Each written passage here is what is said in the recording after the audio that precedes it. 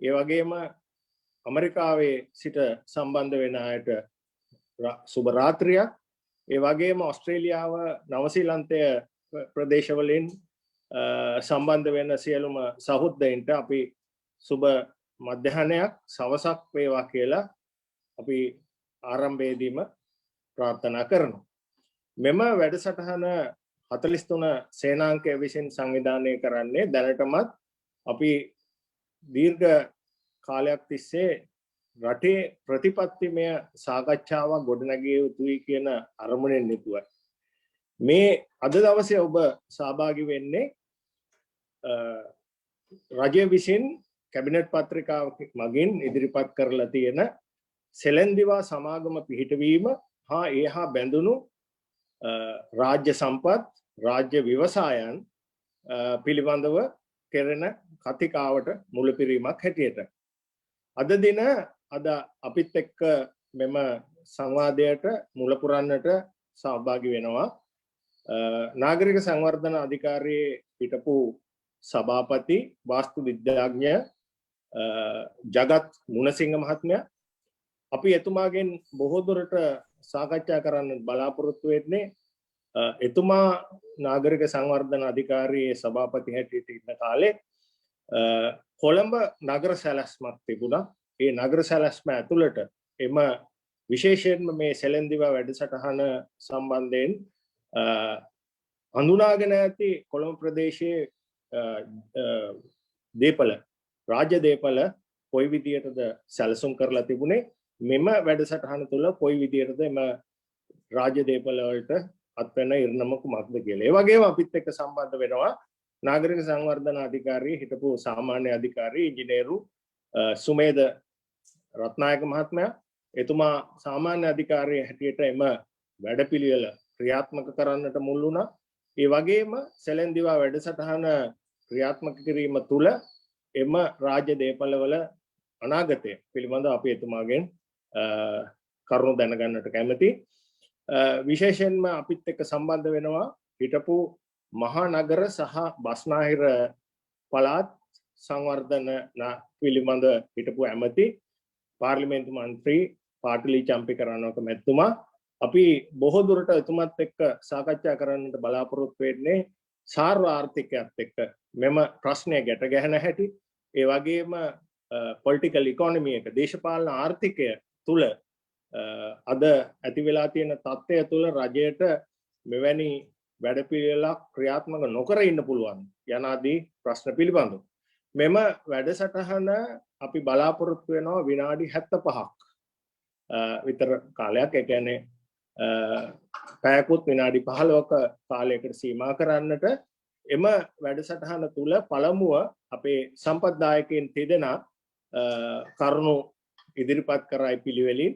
ඉන් අනතුරුව අපි බලාපොරොත්තු වෙනවා 4 වෙනි වටයටත් චම්පික රණවක මහත්මයාගෙන් යම් ඒ සම්පත්දායකයන් දෙදෙනාගෙන්ම ඇතිවෙච්ච ප්‍රශ්න සහ ඔහු ඉදිරිපත් කරන මූලික තර්කය තුලින් ඇති වෙන ප්‍රශ්න ඉදිරිපත් කරන්නට. ඉන් අනතුරුව අපි බලාපොරොත්තු වෙනවා අද මේ කතිකාවට සම්බන්ධ වෙලා තියෙන සියලුම සහභාගිකයන්ගෙන් කාල වේලා අනුව ප්‍රශ්න ඉදිරිපත් කිරීමට අවස්ථාවක් දෙන්න. දැන් අපි දන්නවා මේ සෙලෙන්දිවා සමාගම පිහිටවීම. ඒ සෙලෙන්දිවා සමාගමත් සමග ඉදිරිපත් කරලා තියෙන අනිත් සංකල්පය තමයි ස්පෙෂල් පර්පස් විහිකල් නැත්නම් SPV කියන සංකල්පය. ඒ වගේම අපි දන්නවා මේ රජය බලයට එනකොට පැහැදිලි ප්‍රතිපත්තියක් ඉදිරිපත් කරා රාජ්‍ය දේපළ සහ රාජ්‍ය ව්‍යවසාය සම්බන්ධයෙන් රජයේ ස්ථාවරයන් ඉදිරිපත් කරලා තිබුණා. ඒ නිසා අපිට ප්‍රශ්න කරන්නට වෙනවා මෙම විශේෂයෙන්ම මේ රාජ්‍ය දේපළ SPV එහෙම නැත්නම් ස්පෙෂල් පර්පස් වෙහිකල් එකක් ඇතුළට පැවරීමෙන් පස්සේ එය තවදුරටත් රාජ්‍ය දේපළක් හැටියට තියෙනවද නැද්ද යන ආදී ප්‍රශ්න ගණනාවක්. ඉතින් ඒ නිසා මම කාලය වැඩිදුර නොගෙන මම ආරම්භක කරුණු දැක්වීම සඳහා ආරාධනා කරනවා නාගරික සංවර්ධන අධිකාරියේ හිටපු සභාපති වාස්තු විද්‍යාඥ ජගත් මුණසිංහ මහත්මයාට ඔබේ කරුණු දැක්වීම ඉදිරිපත් කරන්න කියලා. සුබ උදෑසනක් සුබ සන්ධ්‍යාවක් සහ සුබ දහවලක් ලෝපුරා විසිරී සිටින හැමදෙනාටම ස්තුතියි මේ අවස්ථාව ලබා දීම ගැන. මට ආරාධනා කළා වගේම මම පටන් ගන්නම් මේ අපි මේ කතා කරන මේ දේපල සම්බන්ධයෙන්. ඒ කියන්නේ කොළඹ කොටුව සහ එයවට ප්‍රදේශයේ විසිරලා තියෙන මේ සෙලෙන්ඩිවා කියන අලුත් සමාගමට පැවරීමට නියමිත දේපල සම්බන්ධයෙන් නාගරික සංවර්ධන අධිකාරියේ සැලසුම් වල මොන ආකාරයකද සඳහන් වෙලා තියෙන්නේ කියලා. මම ඔබ සමගට පෙන්නුවොත් 1999 වසරේ නාගරික සංවර්ධන අධිකාරිය විසින් සකස් කරන ලද කොළඹ සංවර්ධන සැලැස්මෙහි මෙන්න මේ වගේ දැක්මක් මම හිතන අපිට මේ පේනවා ඇති මම මේ පෙන්වන සිටියම මේ වගේ සැලැස්මක් පෙන්වලා තියෙනවා. මේකේ පෙන්වලා තියෙනවා development guide plan for Colombo Fort. ඒ කියන්නේ සවිස්තරාත්මක සංවර්ධන සැලැස්ම කොළඹ කොටුව සහ යවට ප්‍රදේශයට කියන්නේ. එතකොට මේකේ පෙන්වනවා ඇති මේ කහපාටින් දක්වලා තියෙන ප්‍රදේශ වාස්තු විද්‍යාත්මක වශයෙන් ඓතිහාසිකමය වශයෙන් වැදගත් ගොඩනැගිලි පිහිටි ප්‍රදේශ. ඒ වගේම මේ ගොඩනැගිලිත් ඔබට පෙන්වනවා ඇති මේ ජනාධිපති මන්දිරය සහ පාර්ලිමේන්තුව ඇතුළු කොටස, පරණ පාර්ලිමේන්තුව ඇතුළු කොටස් මේ හැම දෙයක්ම සංවර්ධනය කිරීම කියන්නේ සංවර්ධන කටයුතු වලදී සංරක්ෂණාත්මක වැදගත්කමක් එක්ක. මොකද ඒ ගොඩනැගිල්ල තියෙන ඓතිහාසිකමය ඒ වගේම වාස්තු විද්‍යාත්මක වැදගත්කම නිසා ඒවා සංරක්ෂණය කළ යුතුයි සංවර්ධන කටයුතු ක්‍රියාත්මක වෙන අතරදී කියලා තමයි මේක දක්වලා තියෙන්නේ.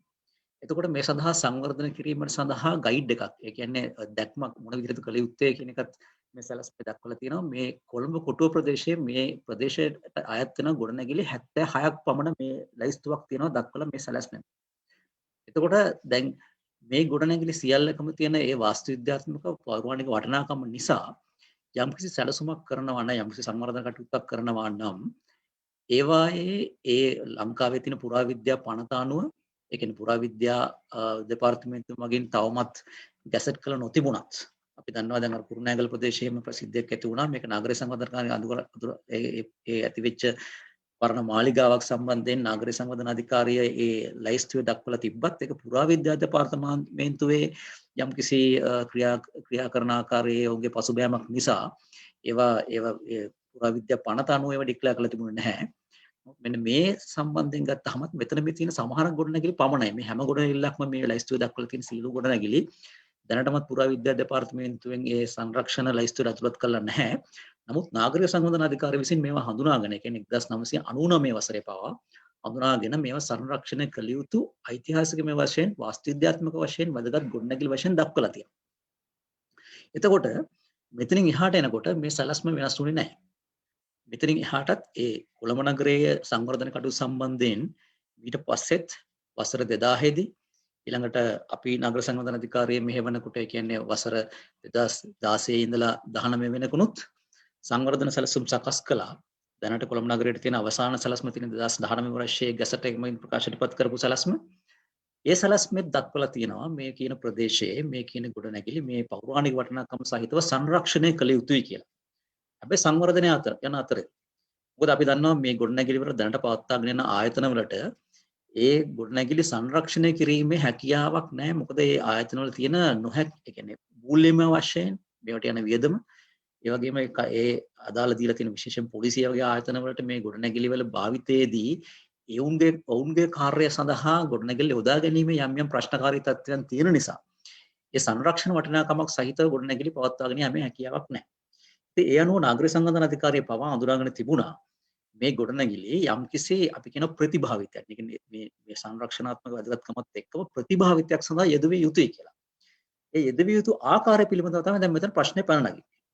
මොකද අපි දන්නවා මේ ප්‍රදේශය ඓතිහාසික වශයෙන් වැදගත් තැනක් වුණාම විශේෂයෙන්ම අපිට හිතන්න පුළුවනි ලෝකයේ තියෙන අනිත් නගරත් එක්ක සලකා බැලුවාම මෙවැනි ප්‍රදේශ විශේෂයෙන්ම සංචාරක කර්මාන්තය ආශ්‍රිත දේවල් වලට එහෙම නැත්නම් මූල්‍යමය කටයුතු ආශ්‍රිත දේවල් වලට තමයි යොදා ගන්න පුළුවන්. ඉතින් ඒ අනුව යම්කිසි පරස්මක දැන් උනත් කවුරු හරි කියනවා නම් මේ ප්‍රදේශයේ මේ ගොඩනැගිලි භාවිතා කරනවා කියලා සංචාරක කර්මාන්තයේ හෝ එහෙමත් නැත්නම් මූල්‍යමය වගේ කටයුතු වලට නවීන තාක්ෂණික භාවිතා කරලා කරන ඕනෑම සේවා සැපීම කටයුතු භාවිතා කරන්න පුළුවන් ගැටලුවක් නැහැ. නමුත් ඒ සඳහා මේ ගොඩනැගිලි බාර දීමේදී මේවා වටිනාකමක් සහිත දේපල නිසා යම්කිසි ආකාරයක රජයේ මැදිහත් වීමක් පැහැදිලි වුණා. නාගරික සංවර්ධන අධිකාරිය හෝ වෙනත් එවැනි රාජ්‍ය ආයතනයක මැදිහත් වීමක් තිබිය යුතුමයි.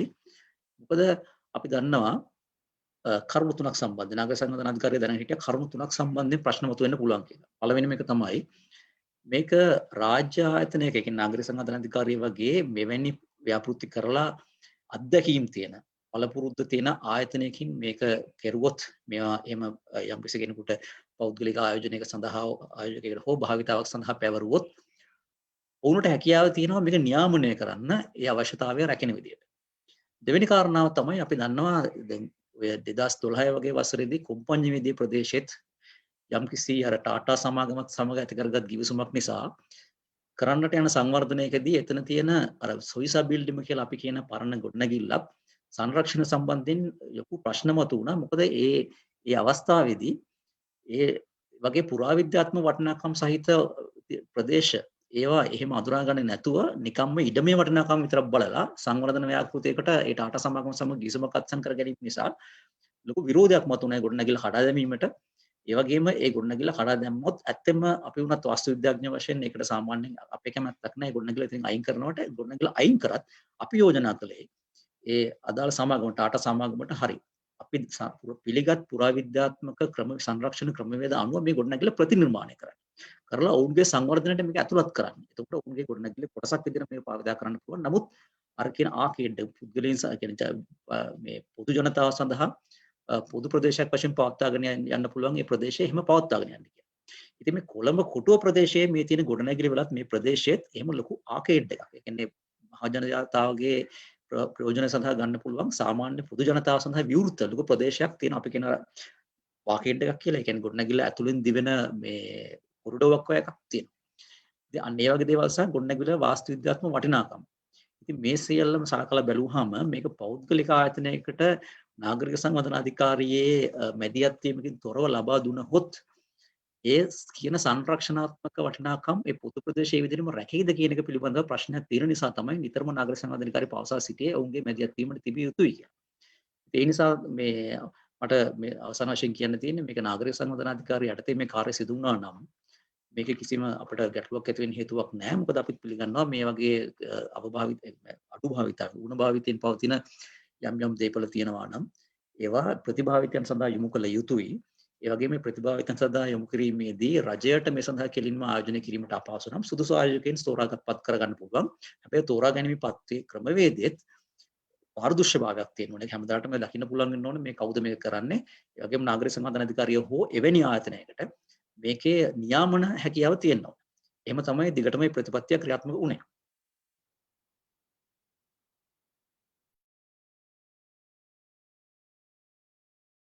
මියුට් වෙලා තියෙන්නේ. ශිරල් මියුට් වෙලා. බොහොම ස්තුතියි ජගත් මොනිසිංහ මහත්මයා. අපි ඔබතුමාගෙන් බලාපොරොත්තු වෙන මූලික පූර්විකාවක් මේ සාකච්ඡාවට ඒ පූර්විකාවට අනුව ඔබතුමා ඉදිරිපත් කරපු කරුණු ප්‍රමාණවත් කියලා මම හිතනවා. අපි දැන් යමු සුමේද රත්නායක මහත්මයාට. සුමේද රත්නායක මහත්මයා නාගරික සංවර්ධන අධිකාරියේ හිටපු සාමාන්‍ය අධිකාරිවරයා. ඔහු වෘත්තීය ඉංජිනේරුවරයෙක්. දැන් සුමේද දැන් ජගත් මුණසිංහ මහත්මයා ඉදිරිපත් කර කරුණු වලට අමතරව දැන් අපි දන්නවා මේ සෙලෙන්දවා සමාගම පිහිටවලා ඒ සෙලෙන්දවා සමාගම විසින් නැවත ස්පෙෂල් පර්පස් විහිකල් කියලා තව පෞද්ගලික සමාගමක් පිහිටවනවා. අවසානයේ ඔය කියන හිල්ටන් හෝටලය වේවා, ගෆූර් බිල්ඩින් එක වේවා, GPO එක වේවා, එහෙම නැත්නම් මහතැපල් හාල වේවා, ඒ අමතරව කොළඹ දිස්ත්‍රික්කයේ පමණක් ස්ථාන ගණනාවක දේපල ඒ SPV කියන ආයතනයට සමාගමකට පැවරෙනවා. දැන් එම පැවරීම තුල ජගත් පුණසිංහ මහත්මයා සඳහන් කර ආකාරයට UDA එකේ නියාමනය ගිලිහෙයිද? ඒ වගේම ඔබ සාමාන්‍ය අධිකාරිය හැටියට ඉන්නකොට ඔය කොළඹ නාගරික සැලැස්ම ක්‍රියාත්මක කරා. ඒ නාගරික සැලැස්මේ ඔය කියන කොටුවේ පෞරාණික ගොඩනැගිලි සංරක්ෂණය කරන්න කොයි වගේ වැඩපිළිවෙලක්ද තිබුණේ? පෞර නගරයක් වගේ සංකල්පයක් මට මතකයි ඉදිරිපත් වෙලා තිබුණා. ඒ ගැන යම් පැහැදිලි කිරීමක් කරොත්. බොහොම ස්තුතියි ශිරාල්. සුබ උදෑසනක් අපිත් සමග මේ කතිකාවතට සම්බන්ධ වෙලා සිටින අයට ලංකාව තුළ, ඒ වගේම සුබ රාත්‍රියක් ලංකාවෙන් පිටත අපිත් සමග සම්බන්ධ වෙලා සිටින පුද්ගලයින්ට. ඔබේ ප්‍රශ්නයට පිළිතුරක් විදිහට මම ඉදිරිපත් කරනවා නම් ශිරාල්, මේ නාගරික සැලැස්මට අනුව මේ ප්‍රදේශය හඳුනාගෙන තිබුණේ හෙරිටේජ් කෝ එක කියලා. හෙරිටේජ් කෝ එක කිව්වහම එතන ඩොක්ටර් ජගත් කිව්වා වගේ කන්සර්වේෂන් වලට මුල් තැන දීලා මේ තිබුණු ගොඩනැගිලි ප්‍රතිසංස්කරණය කරමින් පවත්වාගෙන යාම තමයි ඒකේ ඉලක්කය වෙලා තිබුණේ. ඒ කියන්නේ මේ තුල තිබුණු පෞරාණික වටිනාකම ඒ ආකාරයෙන්ම පවත්වාගෙන යාම තමයි හෙරිටේජ් කෝ එක තුල සංවර්ධනය සිදු කිරීමේදී අපේ ඉලක්කය වෙලා තිබුණේ. බොහෝ විට SPV එකකට මෙම දේපොළ ලබා දුන්නොත් අපි නොයෙක් තර්ක ඉදිරිපත් කරන්න පුළුවන් නොයෙක් පාර්ශව විසින්, නමුත් අවසානයේදී සිදුවන්නේ මේ දේපොළ පිළිබඳ පාලනය මුළුමනින්ම නාගරික සංවර්ධන අධිකාරියෙන් ගිලිහිලා මේ SPV එක අතටපත් වීම. එතකොට ඔවුන් කොයි ආකාරයෙන් ක්‍රියාත්මක කරයිද කියන එක පිළිබඳව ගැටලු ඇති වෙන්න පුළුවන්. නාගරික සංවර්ධන අධිකාරියට කොන්දේසි දමන්න පුළුවන් සංවර්ධනය මෙන්න මේ ආකාරයෙන් සිදුවිය යුතුයි කියලා. නමුත් බොහෝ විට සිදුවන්නේ මේ SPV තුල සිටින පුද්ගලයන්ගේ තියෙන බලපරාක්‍රමයන් නිසා ඔවුන් මේවා තමන්ට අවශ්‍ය ආකාරයට වෙනස් කර ගැනීම වලට ලක් කර ගන්නවා. මගේ අදහස නම් මේ සෙලෙන්දිවා සමාගම පිහිටවීම කියන එකේ මූලික අරමුණ කියලා මම දකින්නේ මෙම දේපළ තමන් තෝරාගත් ආයෝජකයින්ට, තමන්ට අවශ්‍ය ආයෝජකයින්ට ලබා දීම පහසු කිරීම කියන එක.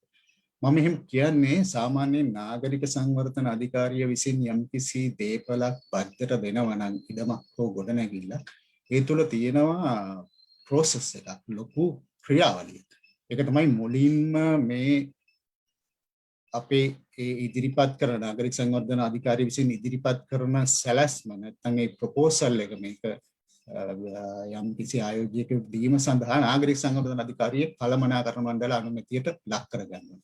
කළමනාකරණය මණ්ඩලය තුල සිටිනවා 14 දෙනෙක්. මෙතන ඉන්නේ අමාත්‍යවරයා පත් කරන 3 දෙනෙක්. ඊට අමතරව 11 දෙනෙක්ම සිටින්නේ නිල බලයෙන් පත්වෙච්ච බොහෝ විට අමාත්‍යංශ ලේකම්වරු.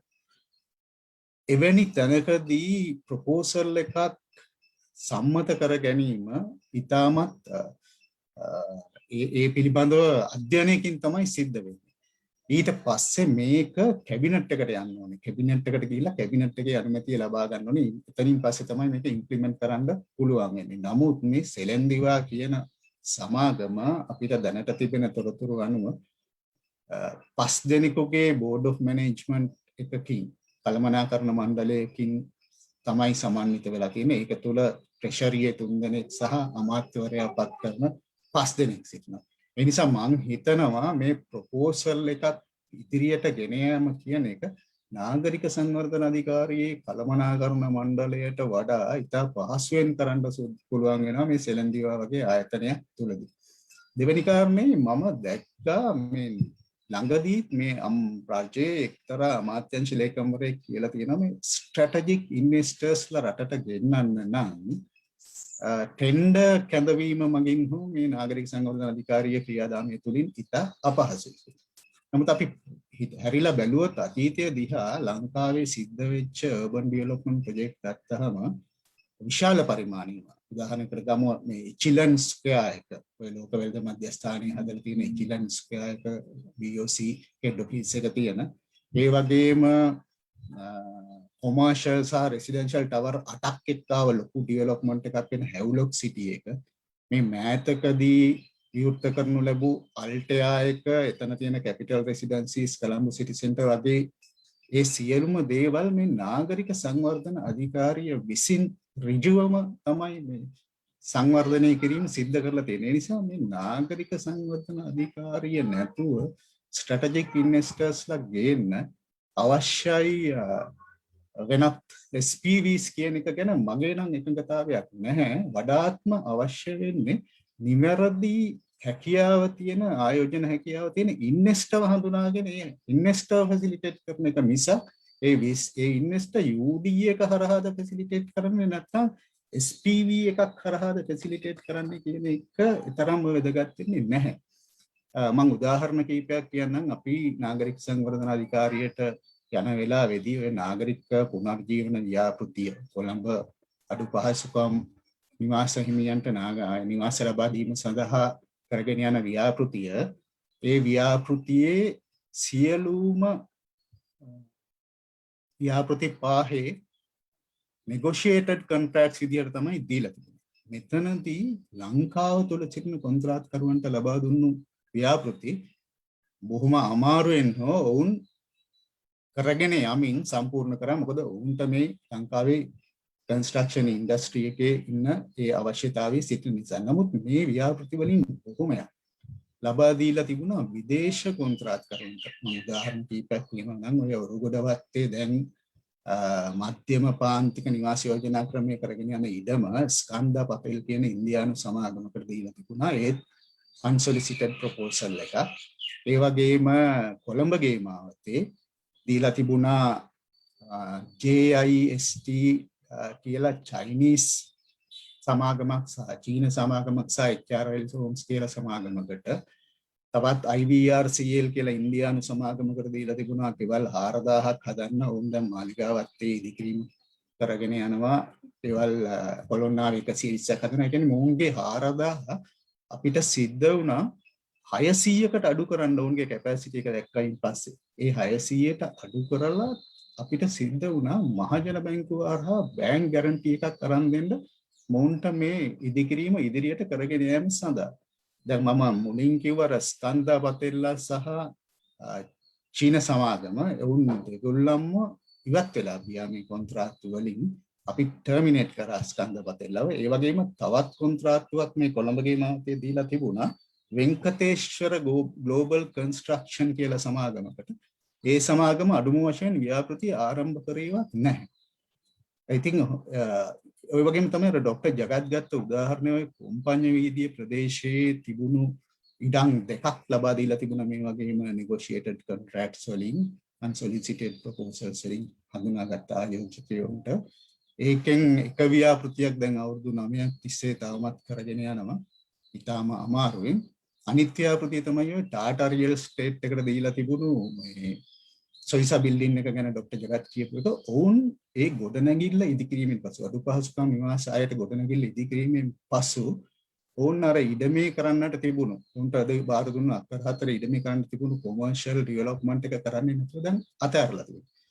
ඒකට මෙන්න මේ අර මම කියපු අඩු පහසුකම් නිවාස ව්‍යාපෘතිය හදාගෙන යන අවස්ථාවේදීත් ඔවුන්ගේ ව්‍යාපෘතියේ ප්‍රෝග්‍රස් එක අඩු වුණාම අපිට සිද්ධ වුණා උන්ට බලපෑම් කරන්න මේක ඉක්මන් කරන්න කියලා. ඒ වෙලාවේදී මේ පුද්ගලයා මට ගෙනල්ලා පෙන්නුවා උන්ට මේ සඳහා මුදල් වියදම් කරන්න සිද්ධ වුණා කියලා. මේ ශ්‍රී ලාංකිකයෙකුට අයිති සිංගප්පූරුවේ තියෙන සමාගමකට ඩොලර් මිලියන 3.5ක් ලැබලා තිබුණා. උන් මේ අර ව්‍යාපෘතිය ෆැසිලිටේට් කරගෙන ලංකාව තුළ අවශ්‍ය අනුමැතීන් සහ සැලසුම් හදා ගැනීම සඳහා.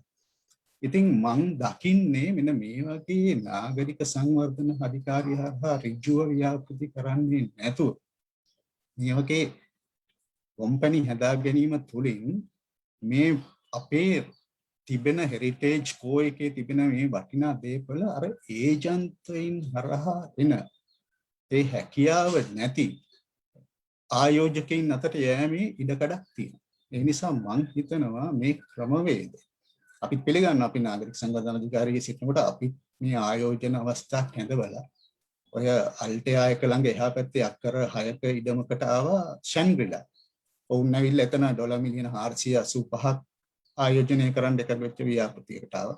ඒ වගේම දැන් තලවතුගොඩ ප්‍රදේශයේ හැදෙමින් පවතින ලංකාවේ විශාලතම කන්ෆරන්ස් හෝල් එක 3000කට විතර පහසුකම් තියෙන කන්ෆරන්ස් හෝල් එකක්. ඒ ඊළඟට අපි තලව මේ රාජගිරියේ ගෙනාවා ඒ වගේම ව්‍යාපෘතියක්. මේ සියල්ලම අපි ගෙනාවේ ටෙන්ඩර් කරලා ඒ තුල සියලු සුදුසුම ආයෝජකයින් හඳුනාගත්තයින් පස්සේ. ඉතින් මම නම් එකඟ වෙන්නේ නැහැ මේ නාගරික සංවර්ධන අධිකාරිය මගින් ඍජුව ක්‍රියාත්මක වීමෙන් මේ සුදුසු ආයෝජකයින් හොයාගන්න බැහැ කියන එක. මගේ අදහස මේ සෙලෙන්දිව වගේ සමාගම් තුලින් සිද්ධ වෙන්නේ අර යම් කිසි ආකාරයකින් තමන්ට අවශ්‍ය කමිෂන් ලැබෙන ආයෝජකයින් සඳහා ඉඩම් ලබා දීම ෆැසිලිටේට් කිරීම කරන එක තමයි කියන එකයි මගේ අදහස. ඒ නිසා මේ හෙරිටේජ් කෝයක වගේ තැන්වල ඉතාමත් පෞරාණික වටිනාකමක් තියෙන අපිට වාණිජමය වශයෙන් පමණක් නෙමෙයි අපේ ඓතිහාසික වශයෙන් වටිනාකමක් තියෙන මේ ස්ථානවල සංවර්ධනය කිරීමේදී මම හිතන්නේ අපි වඩාත් සැලකිලිමත් විය යුතුයි. නියාමනය ගැන සැලකිලිමත් විය යුතුයි. රජයේ ආයතනයක් මගින් ඍජු අධීක්ෂණය යටතේ මේ වගේ දේවල් කළ යුතුයි කියන එක තමයි මගේ අදහස. මම ඒ සඳහා මම හිතන්නේ අපිට පහසුකම් සැලසන්න පුළුවන්. ඒ පහසුකම් සැලසීම කරන්න පුළුවන් අපි උත්සාහ කරා ඒ අමාත්‍යාංශයේ සිටින කාලයේදී කන්සර්වේෂන් ෆන්ඩ් එකකින් ලෝකේ තියෙන ඒ වගේ කන්සර්වේෂන් සඳහා ප්‍රමුඛතාවය දෙන අරමුද ඒ ෆන්ඩ් එකකින් මුදල් ලබාගෙන මේවා කන්සර්න් කරන්න. ඒගොම අපේ රටෙත් තිබෙනවනේ කල්චරල් ෆන්ඩ් එක වගේ දේවල්, සංස්කෘතික අරමුදල වගේ දේවල්, ඒ වගේ දේවල්ගේ මුදල් අරගෙනත් මම හිතන්නේ මේවා ප්‍රතිසංස්කරණය කරලා කළමනාකරණය කිසිම අන්සතු වෙන්නේ නැති විදිහට කළමනාකරණය දැනුත් අපි ඒ වගේ මොඩල්ස් යටතේ කළමනාකරණය සිදු කරනවානේ UD එක විසින් මේ වගේ සංවර්ධනය කරපු ප්‍රොපර්ටිස්. අන්න ඒ මොඩල් එකෙන් කළමනාකරණය කරමින් මම හිතන්නේ වඩාත් යහපත් ආකාරයකට අපිට මේ දේවල් මැනේජ් කරගන්න පුළුවන් කියන එක තමයි මගේ අදහස. බොහොම ස්තුතියි සුමේද. මං හිතන්නේ අපි මෙතන සිට අපි පාටලි චැම්පියන් රණවක හිටපු ඇමතුමාට යොමු වෙන්න කැමතියි. මන්ත්‍රීතුමනි මං හිතන්නේ ආචාර්ය ජගත් මුණසිංහ මහත්මයාත් සුමේද රත්නායක ඉංජිනේරු මහත්මයාත් මේ අපේ සාකච්ඡාවට පූර්විකාවක් සැලසුවා. මම ඔබ වෙත යොමු වෙන්නේ මේ සෙලෙන්දිවා සමාගම සමග බද්ධ වෙන සාර්ව ආර්ථික මූලෝපායන් පිළිබඳවයි. දැන් රජය බලයට එනකොට කතා කරේ රාජ්‍ය දේපල දේශීය සම්පත් විකුණන්නේ නැහැ කියලා. ඒ වගේම රාජ්‍ය ව්‍යවසාය පෞද්ගලිකකරණය කරන්නේ නැහැ කියලා. නමුත් සෙලෙන්දිවා සමාගම සහ ඒ යටතේ පිහිටවන මේ ස්පෙෂල් පර්පස් වෙහිකල් කියන ව්‍යුහය දිහා බැලුවම බොහෝ දුරට මේ දේපල අවසානයේ පතිත වෙන්නේ නවතින්නේ මේ SPV කියලා නමින් හඳුන්වන පෞද්ගලික සමාගම් ඇතුලේ. එතකොට මෙය කොතෙක් දුරට අපේ රටට උචිතද? ඒ වගේම අද ශ්‍රී ලංකාව මුහුණ දීලා තියෙන මේ උග්‍ර මූල්‍ය අවපාතය තුල ශ්‍රී ලංකා රජයට මෙවැනි දෑ නොකර ඉන්න බැරිද? ඒව කරන්නම වෙනවද? ආර්ථිකයත් එක්ක මුසු කරගෙන අපිට මේ ගැන ඔබේ පැහැදිලි කිරීමක් සිදු කරන්න පුළුවන්ද? බොහොම ස්තුතියි ශිරාල්. සිල්දරාණම සුබ උදෑසන. පළමුවෙන්ම අපි ශිරාල් ලක්තිලක මැතිතුමා ඇතුළු කණ්ඩායමට අපේ ස්තුතිය පිරිනමනවා මේ පිළිබඳ සාකච්ඡාවක් ඇති කිරීම ගැන. මම හිතන්නේ ආචාර්ය ජගත් මුණසිංහත් ඉංජිනේරු සුමේද රත්නායකත් කිසියම් දුරකට මේ ව්‍යාපෘති ගැන කතා කළා. මේ පිළිබඳව ගත්තොත් මේ රාජ්‍ය දේපොළ එහෙම නැත්නම් රට සතු වටිනා ඉඩම් විකිණීම පිළිබඳ කාරණේ ගත්තොත් අදහස් තුනක් මම දන්නවා මේ රටේ තියෙන. එකක් තමයි ලංකාව අධික ණයබරකින් පෙළෙනවා. විදේශයේ විශේෂයෙන්ම ඩොලර් හිඟයකින් පෙළෙනවා. ඒ නිසා මෙවැනි ක්‍රියාදාමයන් මගින් අපේ රටට ඩොලර් ඍජුව මේ ඉඩම් වල වටිනාකමට ඍජුව ඩොලර් ප්‍රමාණයක් ලබා ගන්නත් ඒ වගේම මේ ආයෝජන මගින් වක්‍රාකාරයට දවන්ත ඩොලර් ප්‍රමාණයක් රට තුළට ගෙන්වා ගැනීමටත් හැකිය කියන අදහස පදනම තමයි මේන් ඇඟවෙන්නේ. පළමුවෙන්ම කියන්න ඕනේ ලංකාව අද ආසන්නයේ වර්ෂයකට විදේශ ණය පොලි ආකාරයට ගෙවන්න ඕන විදේශීය ණය පොලි ආකාරයට ගෙවන්න ඕන ඩොලර් වලින් ගෙවන්න ඕන ප්‍රමාණය ඩොලර් බිලියන 7ක් වර්ෂයකට.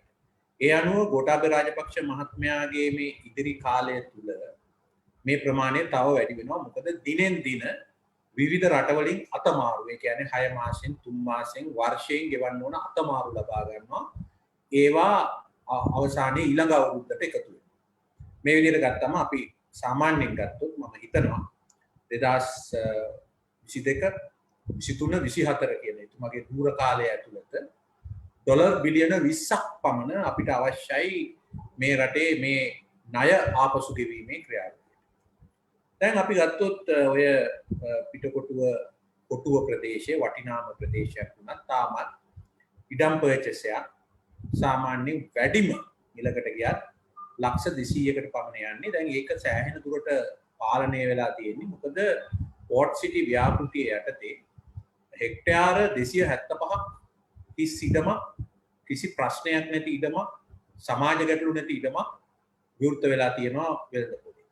ඒ නිසා මේ රට ඇතුලේ තියෙන ඉඩම් වලට තියෙන වටිනාකමේ ප්‍රශ්නයක් එතන තියෙනවා. අපි ඇත්තටම පෝට් සිටි ඉඩම් පවා දැන් අගේම කරලා තියෙන්නේ මිලියන 16කට එහෙම නැත්නම් ලක්ෂ 160කට. අපි හිතුවොත් මේක ලක්ෂ 200කටම දෙන්න පුළුවන් කියලා. කියන්නේ අද තියෙන විනිමය අනුපාත අනුව ගත්තාම ඩොලර් ලක්ෂයයි අපිට පර්චේස් එකකින් ලැබෙන්නේ. කියන්නේ අක්කරයක් ගත්තොත් ඩොලර් ලක්ෂ 160යි. එහෙම නැත්නම් ඩොලර් මිලියන 16යි. අපි ගත්තොත් මේ ඩොලර් බිලියනයක් හොයාගන්න මේ කොටු ආශ්‍රිත ප්‍රදේශවල අක්කර 62ක් නියම ක්‍රමයට ටෙන්ඩර් අනුපාත කරලා කැඳවලා විකුණන වෙන ඩොලර් බිලියනයක් හොයාගන්න. හැබැයි වර්ෂයකට ගෙවන්න තියෙනවා බිලියන 7ක්. ඒ නිසා කවුරු හරි කියනවා නම් මේ ණය පියවා ගැනීමට යම් ප්‍රේරකයක් මේකෙන් ලබා ගන්න පුළුවන් කියලා ඒක මේකෙන් වෙන්නේ නැහැ. මේක තියා මේ රටේ තියෙන සමස්ත දේපොළ ක්‍රමයේම වික්කා අධිවේගී මාර්ග දැන් විකිණීම ආරම්භ කරලා තියෙනවා. පළවෙනි එක පෑලියකුඩ සිට අතුරුගිරියට අධිවේගී මාර්ගය විකුණලා තියෙනවාද? විදේශීය සමාගමකට. ඊළඟට තෙල් සංස්ථාව විකුණන්න යනවා. පිරිපහදුව විකුණන්න යනවා. ඊළඟට මම කියන පුත්තලම් බලාගාරය විකුණන්න යනවා. ඊළඟට අනික් අධිවේගී මාර්ග පවා විකිණීමට යයි. කෙසේ වුණත් ඔය කොච්චර කළත් ඊටාම සුළු මුදලක් තමයි මේ තියෙන අර්බුදයට හොයාගන්න වෙන්නේ. අපි ඒක වෙනම සාකච්ඡා කරනවා. ආර්ථික මූලෝපායේ පැහැදිලි වෙනසක්, රැඩිකල් වෙනසක්, විප්ලවීය පරිවර්තනයක් නොකොට මේ විදේශ ණය අර්බුදය විසඳන්න බෑ ඉඩම. දෙවෙනි කාරණේ තමයි මේ හුඟක් විට ඇහෙන කාරණයක්. මේ මගින් අපිට පුළුවන් තරඟකාරී ආයෝජනයන් ගෙන්නගෙන ලංකාවට ඍජුහා වක්‍ර රැකියා අවස්ථා ලබා දීලා මේ හරහා විශාල ප්‍රබෝධයක් ආසියාවේ වාණිජ කේන්ද්‍රයක් හැටියට මේ රට ගොඩනගා ගන්න පුළුවන් කියන ආකාරය. මම හිතන්නේ මේ ජනාධිපතිතුමා ආරක්ෂක ලේකම් හැටියට ඉන්නකොට දැන් ඔය සෙලන්දිවා ආයතනයේ සභාපති හැටියට පත් කරලා තිබෙන මහත්මයා නාගරික සංවර්ධන අධිකාරියේ සභාපති හැටියට ඉන්නකොට ඔවුන් ආරම්භ කරපු ව්‍යාපෘති වලට මොකද වුනේ? කොම්පඤ්ඤ වීදියේ ආරම්භ කළා ඉම්පීරියල් කියලා. පාකිස්තානු දුබායි ආයෝජනය. අද මේ වෙනකම් පළවා හරින ලද මිනිස්සුන්ට ගෙවල් ටිකවත් දෙන්න බැහැ. අපි මැදිහත් වෙලා නාගරික සංවර්ධන අධිකාරිය මැදිහත් වෙලා ඒ ජනතාවගේ ගෙවල් හැදීම වේගවත් කරලා යම් ප්‍රමාණිකක් ලබා දුන්නා. ඒ වගේම අපිට සිද්ධ වුණා ඒ ව්‍යාපෘතියේ කොටස් ලබා ගන්න. මොකද ආයෝජකයා සම්පූර්ණයෙන්ම බංකොලොත් කෙනෙක්. කිසිම ටෙන්ඩර් කැඳවීමකින් තොරව හිතවතුන්ට මේ සෙලන්දිවා සමාගමේ සභාපති නාගරික සංවර්ධන අධිකාරියේ සභාපති හැටියට ඉන්නකොට මේ ජනාධිපති ආරක්ෂක ලේකම් හැටියට නාගරික සංවර්ධනයේ භාරව ඉන්නකොට දීපු ආයෝජනය. අවුරුදු 9. ඊළඟට ටාටා ආයතන. ඒක කවුරුත් දන්න ආයතනයක්. මේ ලෝකෙම විශාල ධනවත් ආයතනයක්. නමුත් අද වෙනකම් ටාටා ආයතනයට අපිට විශාල බලපෑමක් කරන්න සිද්ධ වුණා. පළවා හැරපු අපේ ජනතාවට නිවාස ටික ලබා දෙන්න. ඒක යන්තම් ඉෂ්ට කරගන්න. නමුත් අද මේ වෙනකම් ටාටා ආයතනය ඒ ඉඩමේ තමන්ගේ වාණිජ සංවර්ධනය ආරම්භ කළා නේ. දැන් අවුරුදු 6-7කට වැඩි මේ ක්‍රියාවලිය වෙනවා. මේ ඉඩම ලබා දුන්නේ නිකන්. ඉම්පීරියල් එකටත් ටාටා එකටත් මේ ඉඩම ලබා දුන්නේ සම්පත් දොයිතුවක් ගන්න නැතුව නිකන්. ඒ අවස්ථාවේ කිව්වේ මොකද්ද? දැවැන්ත සංවර්ධනයක් වෙනවා. දැවැන්ත ආයෝජනයක් එනවා. රැකියා අවස්ථා විශාල ප්‍රමාණයක් ඇති වෙනවා වගේ සුන්දර කතා තමයි කිව්වේ. ඒ වගේම මේකට මේ ඉදිතරකම එන්න ප්‍රධානම හේතුව වුණේ ශ්‍රී ලංකා යුද හමුදා මූලස්ථානය ඉවත් කරලා ශැන්ග්‍රීලා හෝටල් සංකීර්ණයට ලබා දීම ගැන. මම දැක්ක මේ සමහර මේ රජයේ ඉන්න අන්තේවාසිකයෝ දාලා තියෙනවා අර ශැන්ග්‍රීලා ඉඩම විකුණලා ඉතාම සුන්දර හමුදා මූලස්ථානයක් ඉදි කරලා තියෙනවා. ඇත්තටම මොකද්ද මේකේ කතාව? පළවෙනි දේ අද වෙනකන් මේ හමුදා මූලස්ථානයේ වැඩ කටයුතු අවසන් වෙලා නැහැ. එක. දෙක හමුදා මූලස්ථානයේ බලහත්කාරය මේ ලෝක ඉතිහාසයේ කිසිම රටක් යුද හමුදාවක් පාරට ඇදලා දාලා නැහැ. පාරට ඇදලා දැම්මා. ඒ පාරට ඇදලා දැමීම නිසා තැන් තැන් වල කුලී ගෙවන්න සිද්ධ වුණා. අති විශාල මුදලක් සාමාන්‍යයෙන් වර්ෂයකට බිලියන ගාණක් මට මතක හැටියට හිටපු ජනාධිපතිතුමා වරක් කැබිනට් මණ්ඩලයේ දුවා බිලියන 5ක පමණ මුදලක් වර්ෂයකට වැය වෙනවා කියලා මේ එළියට දාපු හමුදාවට කුලී ගෙවන්න. නොඑක් තැන් වල කියන්නේ කියා. ඒ වගේම මේ ඉඩම කිසිම ටෙන්ඩර් කැඳවීමකින් තොරව ලබා දීම නිසා අපට ලැබුණේ රුපියල් බිලියන 8.2යි අක්කර 6ට. හැබැයි මේ අකුරු ගොඩ හදලා තියෙන හමුදා මූලස්ථානයේ ප්‍රාග්ධන වියදම රුපියල් බිලියන 64ක් වෙනවා.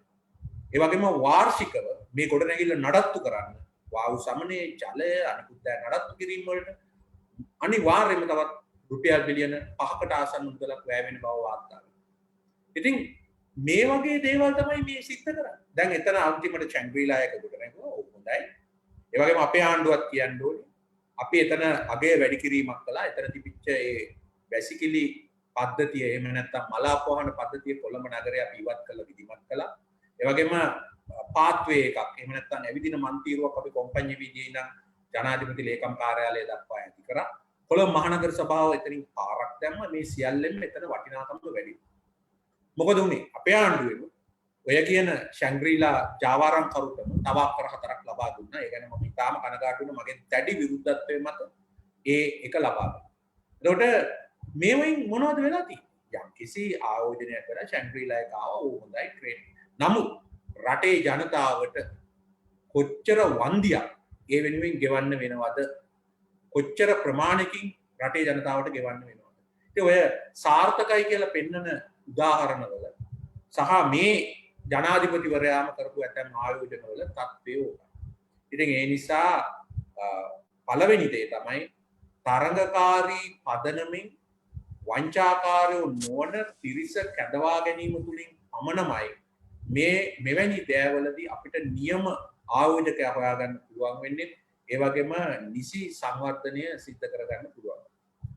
තුන්වෙනි තර්කය තමයි සාමාන්‍යයෙන් මේ වගේ දේවල් වලදී මේ වයින් කොමිස් ගන්නවා කියන්නේ.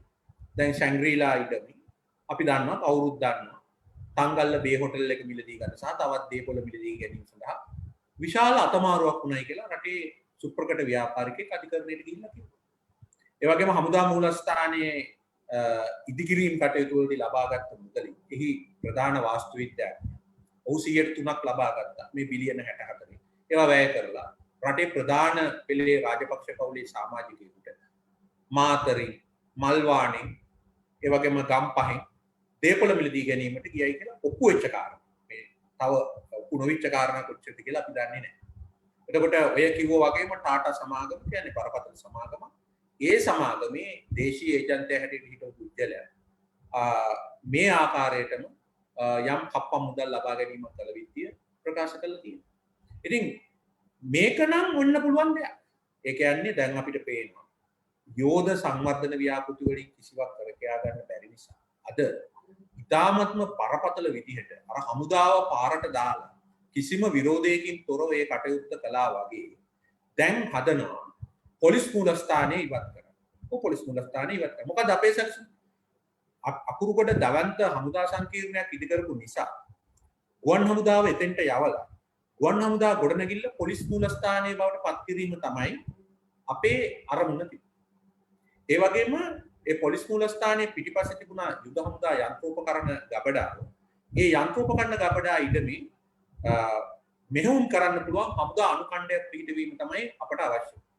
මොකද සියලුම හමුදාවන් අකුරේකට ගියාට පස්සේ බස්නාහිර ප්‍රධාන මෙහෙයුම් මධ්‍යස්ථානයේ පානලුවේ එහෙම නැත්නම් ඕමගම පැවතුනාට පස්සේ පනාගොඩ ඇත්තටම කොළඹ නගරයේ යම්කිසි සිද්ධියක් සිද්ධ වුණාම ආරක්ෂක ප්‍රශ්නයක් පැන නැග්ගම ආරක්ෂක හමුදා ගැනීම පිළිබඳ ගැටලුවක් පැන නැගුණා. අපි ඒක බොහොම පැහැදිලිවම දැක්කා මේ අර පාස්කු ඉරිදා ප්‍රහාරය වෙලාවේ ආරක්ෂක හමුදා ගෙන්න ගන්න තිබිච්ච ගැටලුව. ඒ නිසා තමයි අපි යෝජනා කළේ යන්ත්‍රෝපකරණ හමුදා මූලස්ථානයේ තියෙන තැන ගුවන් හමුදා මූලස්ථානයේ පිටිපස්සේ කොම්පඤ්ඤ වීදියේ නවීන විශේෂ මෙහෙයුම් බලකායක් එතන ස්ථාපිත කළ යුතුයි කියලා. මොකද කොළඹ නගරයේ ආරක්ෂාව පත. දැන් අද විදේශ අමාත්‍යාංශයේ පළවා හරින්න හදනවා. අලාන්තරයක් තිබිච්ච විදේශ අමාත්‍යාංශය පළවා හරින්න යනවා. ඒ වගේම මහජන බැංකු මූලස්ථානය අත්පත් කරගන්න යනවා. ඒ සඳහා දැනටම මහජන බැංකු මූලස්ථානයක් ගන්න මුල්ගල තියලා තියෙනවා. ලංකා බැංකු මූලස්ථානය පිළිබඳ අදහස අතහැරලා නැහැ.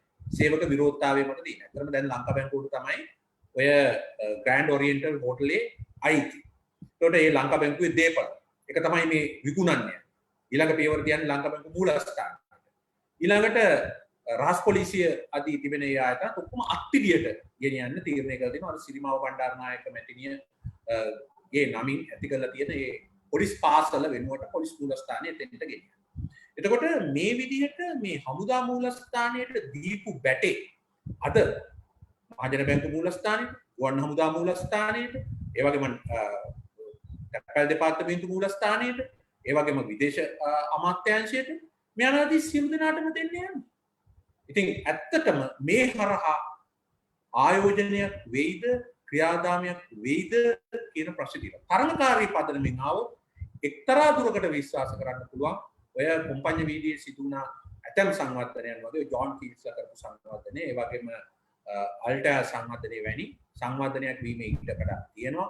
හැබැයි ගජමිතුරන්ගේ ජාවාරම හරහා ගියොත් නම් ලැබෙන කිසිම ප්‍රතිඵලයක් නැහැ. අර අපට රටේ ජනතාවට තව දශක ගාණක් තව දුක් විඳින්න තත්ත්වයක් තමයි ඇති වෙන්නේ. ඒ නිසා මේ කියන රස කතා, මේ කියන රස මාදිලි සාර්ථක වෙන්නේ නැහැ. ඇත්තටම මේ රටේ ණයබර බේර ගන්න පුළුවන් විදිහේ ධනයක්, විදේශ ධනයක් මෙතනින් එන්නේත් නැහැ. එහෙම ආයෝජන ක්‍රියාවලියක් ඇති වෙන්නේත් නැහැ. ඒ වගේම එහෙම අපිට පේනවා ජාවාරංකාරෝ ටිකක් හා ගජමිතුරු පල්ලයක් මේකෙන් ධනය උත්පාදනය කරගන්න පුළුවන්. ඒ වගේම තව සැකයක් මතු කරලා තියෙනවා. ඒක තමයි මේ යම් යම් රටවල් උත්සාහ කරනවාද ලංකාව මේ පත් වෙලා තියෙන තත්ත්වයක් එක්ක ලංකාවේ වටිනා ඉඩම් සහ දේපොළ අත්පත් කරගන්න. අපි දන්නවා ගම්වල පොලි මුදලාල්ලගේ කාර්යභාරය. ජනතාවට සල්ලි දෙනවා, ගොවියට දෙනවා, සාමාන්‍ය මිනිහට දෙනවා. හැබැයි ඉඩම උගසට ගන්න. අවසානයේ ඉඩම් ටික පොලි මුදලාලට සින්න කරනවා. අදටත් මේ රටේ සිදුවෙමින් තියෙන දෙයක්. ඒ වගේ දෙයක් මෙතන සිදු වෙනවද? ලංකාවට දෙන යම් යම් ආධාර, යම් යම් අතමාරු පිටිපස්සේ මෙවැනි රාජ්‍ය දේපොළ ගණදෙනුවක් වෙනවාද කියන ප්‍රශ්නේ තියෙනවා. ඇත්තටම අපි පත් වෙලා තියෙන අසීරු තත්ත්වයක අපේ ආණ්ඩුවේ ආර්ථික මූලෝපාය වෙනස් කරගන්නේ නැතුව, අලුත් කණ්ඩායමක් මේ ආර්ථිකයේ හැසිරවීමේ ක්‍රියාවලිය ජව සම්පන්න ලෙස කරගෙන යන්නේ නැතුව ඉදිරියට යන්න දරන හැම උත්සාහයකදී වෙන්නේ මොකද්ද? මේ විදේශීය බලපෑම තව තීව්‍ර වෙනවා. මම පොඩි උදාහරණ දෙකක් කියන්නම්. එකක් අපි ඉන්දියාවේ රිසර්ව් බැංක් ඔෆ් ඉන්දියා එකෙන් ඩොලර් බිලියනයක් අපි අතමාරුවක් හැටියට එහෙම නැත්නම් කරන්සි ස්වැප් එකක් හැටියට ඉල්ලුවා. අපිට ඒක මිලියන 400ක් ලැබුණා. මිලියන 1000න් මිලියන 400ක් ලැබුණා. නමුත් ওই නැගෙනහිර ජැටිය පිළිබඳව ඇතිවෙච්ච ආරෝහ වෙලාවේ ආණ්ඩුව මුලින් ඒක දෙන්න ඉන්දියාවත් සමග එකඟ වෙලා පස්සේ විරෝධතා මත ඒක වෙනස් කරාට පස්සේ ඒ 400 අපිට වහාම ගෙවන්න සිද්ධ වුණා. දැන් මේ ඉදිරි කාලේ විශේෂයෙන්ම ජූලි මාසේ වෙනකොට තව අපිට ඩොලර් මිලියන 1500ක් ගෙවිය යුතුයි. අපේ සංචිත ප්‍රමාණය ඉතාම අඩු මට්ටමක. ඩොලර් බිලියන 3.0 ගානකට වැටලා තියෙන වෙලාවක අපි සම්පූර්ණයෙන්ම බංකොලොත් වෙන තත්ත්වෙක තියෙනවා. ඒකට RBI එක අපිට සල්ලි දෙයිද? එහෙම නැත්නම් ඒකට තවත් කොන්දේසි අපිට වැටෙයිද කියන ප්‍රශ්නය. ඊළඟට මේ ආණ්ඩුව ආපු හැටියට කරපු එක ප්‍රධාන දෙයක් තමයි ජපානයෙන් අපට ලබා දීලා තිබෙච්ච සැහැල්ලු මුද්‍රය පද්ධතිය එහි ඉදිකිරීම් කටයුතු ආරම්භ වෙලා තියෙන වෙලාවක අහෝසි කළ දෙන්න. ඩොලර් බිලියන 2.2ක ණයක් 100.1 පොලියට ලැබිච්ච ණයක් අහෝසි කළා දාලා කිව්වා පාරක් හදනවා කුජලික අංශයත් එක්ක එකතු වෙලා පෑලිය කොට ඉඳන් අතුරු ගිරියට. ඒකට අපි හිතුවා දැන් පාරේ වැඩ පටන් ගන්නයි කියලා. මොකද මේ පාර අතුරු ගිරිය ඉඳන් කෙරෙනේ පාර රාජගිරිය දක්වා අපේ ආණ්ඩුව යටතේ ඉඩම් අත්පත් කර ගැනීම කළ නිවාස 2000ක් විතර කැඩෙනවා. ඒ නිවාස හිමියන්ට නාගරික සංවර්ධන අධිකාරියේ නිවාස ආදිය ලබා දීලා ඒ වගේම ටෙන්ඩර් කැඳවීමක් කළා. ඒ සඳහා විවිධ ආයෝජකෝ ජාත්‍යන්තර මට්ටමේ 9 දෙනෙක් ඇවිල්ලා සෑහෙන වැඩ කොටසක් කළ තිබිච්ච දෙයක්. ඒ වගේම රාජගිරියේ ඉඳන් HSBC එක ගාව ඉඳන් අපේ සැලසුම තිබුණේ බිම දිගේ දුවන පාරක් ඇති කරන්න අතුරුගිරිය ඒ කියන්නේ මේ එක්ස්චේන්ජ් එක දක්වා අධිවේගී පද්ධතිය දක්වා. ඒක ඔක්කොටම RDA එක වැඩ පිළිවෙලක් යොදලා තිබුණා. නාගරික සංවර්ධන අධිකාරිය එකමුතුවෙන් මේ කටයුත්තට RDA එකට සහාය දීලා තිබුණා. දැන් ඒක අයින් කළා මේක දැන්. මොනවද කළා තියෙන්නේ? දැන් අවුරුදු එකමාරකටත් වැඩි. කිසිම දෙයක් ඒ ආයෝජන සමාගම කළේ නැහැ. ඒ ආයෝජන සමාගම වෙන කවුරුවත් නෙවෙයි අපේ වරාය නගරය නිර්මාණය කරන සමාගම. දැන් මේ හිටියදී පහුගියදා ආයෙ කැබිනට් පත්‍රිකාවක් දාලා මේක එම සමාගම කරගෙන යනවා කියලා ආයෙ ප්‍රකාශයක් කළා අවුරුදු එකමාරකට පස්සේ. ඒක උනේ කොහොමද? ඒක උනේ අර වරාය නගර අනත් කෙටුම්පත සම්මත වුණාට පස්සේ. යම් කිසි කෙනෙකුට කුසක් එනවා මේක සම්මත වීමයි මේ පාරේ ආයෝජනය අතර මොකක් හරි සම්බන්ධයක් තියෙනවද? ඉතිහාසයේ පළවෙනි වතාවට පාරක් විදේශීය සමාගමකට අවුරුදු 18කට පාවා දීමේ ආරම්භය මේ රජය කළා. ඉතින් මේක කට්ටිය නම් අපි දැක්ක වේදිකාවල තලු මර ගහනවා මේ රට පාවා දෙනවා මේ අධිරාජ්‍යවාදීන්ට ඉඩම් විකුණනවා දේපොළ විකුණනවා නව ලිබරල් වාදය ආර්ථික ඝාතකවාදී වශයෙන් කියලා. ඇත්තටම දැන් තියෙන්නේ පරගැති ලිබරල් වාදය. කිසිම රජයක් යහපාලන රජයේ ගෙනාපු බදු ප්‍රතිපත්තිය මේ රටේ ඉහළම ගණේ පිරිස් වලට ලබා දීපු බදු ඒ බදු ඔක්කොම අයින් කළේ ධනපති පිරිසට දවන්ත බදු සහනයක් මේ ආණ්ඩුව ලබා දුන්නා. මේ ආණ්ඩුව තරම් කැත නින්දිත පරගැති ලිබරල් වාදයක් කිසිම ආණ්ඩුවක් ගෙනහිලා. බොරු වාමාංශික සටන් පාටයි රතු පාට ඇඳගත්ත කට්ටිය නොඑක ආකාරයට මේවා සාධාරණීකරණය කරන්න හදුවොත් ඒක තමයි තියෙන්නේ. දැන් අද බලන්න G7 රටවල් තීරණයක් ගත්ත ඉහළම ගණේ සියලුම ඉහළම ගණේ සමාගම් වලට කිසිම තැනක ටැක්ස් හංගන්න බෑ. අයර්ලන්තෙට ඒ වගේ තැන් වලට ගිහිල්ලා ටැක්ස් හංගන්න බෑ. 15ක අවමයක් මේ මහා පරිමාණ සමාගම් ගෙවන්න ඕනේ කියලා. කවුද මේක ගෙනල්ලේ? ඔය කියන ඇමරිකා එක්සත් ජනපදයේ ජනාධිපතිවරයා තමයි මේ ගෙනල්ලා තියෙන්නේ. ඔහු කිව්වේ මේ ධනපතියන්ට සහන දීලා වැඩක් නැහැ. මේ ට්‍රිකල් ඩවුන් ඉෆෙක්ට් කියලා මේ උඩින් පහළට මේවා එනවයි කියලා දෙයක් නැහැ. මේ අයගෙන් බදු අය කරන්න ඕනේ. එතකොට ඒ ධනවාදයේ ඉහළම ගණේ රට 115ක බදු ගේනකොට මේ පරගැති ලිබරල් වාදියෝ ටික මොකද කරන්නේ? අපේ තියෙන බදු ටිකත් අඩු කරලා ආණ්ඩුවේ ආදායම කඩා දාපු එක තමයි. ඊළඟට ඒකෙන් ඇති වෙන අර්බුදය වහගන්න සල්ලි අච්චු ගහනවා. රාජ්‍ය දේපොළ විකුණනවා. ඕක තමයි අද අපිට දකින්න තියෙන්නේ. ඒ හරහා අතිවිශාල ධනස්කන්ධයක් එකතු කරනවා. මොකද අපිට මේ කට්ටිය ගැන කිසිම විශ්වාසයක් නැහැ. සීනි ගැසට් එකෙන් ගසා ගන්න පුළුවන් නම්, පොල් තෙල් ගැසට් එකෙන් ගසා ගන්න පුළුවන් නම්, අහිංසක මිනිසුන්ගේ නිරෝධායනයෙන් ගසා ගන්න පුළුවන් නම්, PCR එකෙන් ඇන්ටිජන් එකෙන් ගසා ගන්න පුළුවන් නම්, හැම එන්නතකින්ම ඩොලර් 5ක් හොරකම් කරන්න පුළුවන් නම් සෙලන් දිවා හරහා කොටුවේ දේපොළ වලින් මොන වගේ දෙයක් වෙයි. ඉතින් ඇත්තටම මේක අපේ රටේ උරුමයක්. මම අවසාන වශයෙන් කියන්න ඕනේ. මේ ලෝකයේ හිටපු ඉතාම විනාශකාරී පුද්ගලෙක් හැටියට අඳුරගෙන තියෙන ඇඩෝල්ෆ් හිට්ලර් ප්‍රංශය යටත් කරගත්තා. අවසානයේ ඔහුට සිද්ධ වුණා ප්‍රංශය දාලා යන්න. ඔහු බොහොම ආඩම්බරෙන් ඔහු වාස්තු විද්‍යාවට ආදරය කරපු කෙනෙක්, වාස්තු විද්‍යාඥයෙක් උත්සාහ කළා ඒක කරගන්න බැරි වෙච්ච කෙනෙක්. ඔහු කියපු දේ තමයි ඔහුගේ හමුදාවට පැරිසියේ ගොඩනැගිලි කිසිවකට හානි කරන්න එපා ආපසු එන්න. ඒ මොකද ඒ ඓතිහාසික පෞරාණික පැරිසිය යුද්ධය තිබුණත් නැතත් රැක ගන්න ඕනෑ කියන එක ඒ වගේ දවන්ත විනාශකාරී චරිතයකට පහ අවබෝධ වෙලා. එතකොට දැන් මේ කරන්න යන්නේ මේ පැරිසිය තිබුණා වගේ අපේ අධිරාජ්‍යවාදයේ සලකුණක් වෙන්න පුළුවන්. නමුත් අපිට තියෙන වටිනාම ඉඩම් ප්‍රමාණයක් වටිනාම ගොඩනැගිලි සම්ප්‍රදායක් මෙතන තියෙන්නේ. මේක කරන්න යන්නේ අර ආකේඩ් එක කලා වගේ දෙයක්. රුපියල් බිලියන 25කට වැඩිය වටින ආකේඩ් එක බිලියන 1.2කට විකුණපු ගමන්ගේ ගජමිතුරකට විකුණපු ආණ්ඩුවක් ඔය කෙරුවාවම තමයි කපූර් ගොඩනැගිල්ලටත් විදේශ අමාත්‍යාංශයටත් පොලිස් මූලස්ථානයටත් JOH එකටත් ඒ වගේම අනිත් පැත්තෙන් හිල්ටන් එකට හයට් එකට සහ අක්කර 200ක පමණ භූමි භාගක තියෙන අපි ඉතාම හොඳින් ලාභ උපයන තැනට ගොඩනගපු වෝටර්සෙජ් ආයතනයට කරන්න යන්නේ. අන්න ඒක මම දැඩිව අවධාරණය කරනවා මේ අවස්ථාවේ.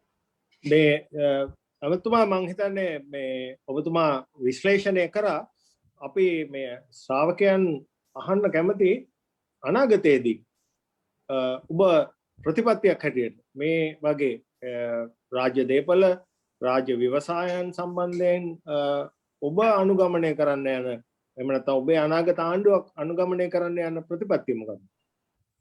මෙමය සමහර රාජ්‍ය දේපල තිබෙනවා රාජ්‍ය අංශයම සිදු කරගෙන යන්න ඕනේ.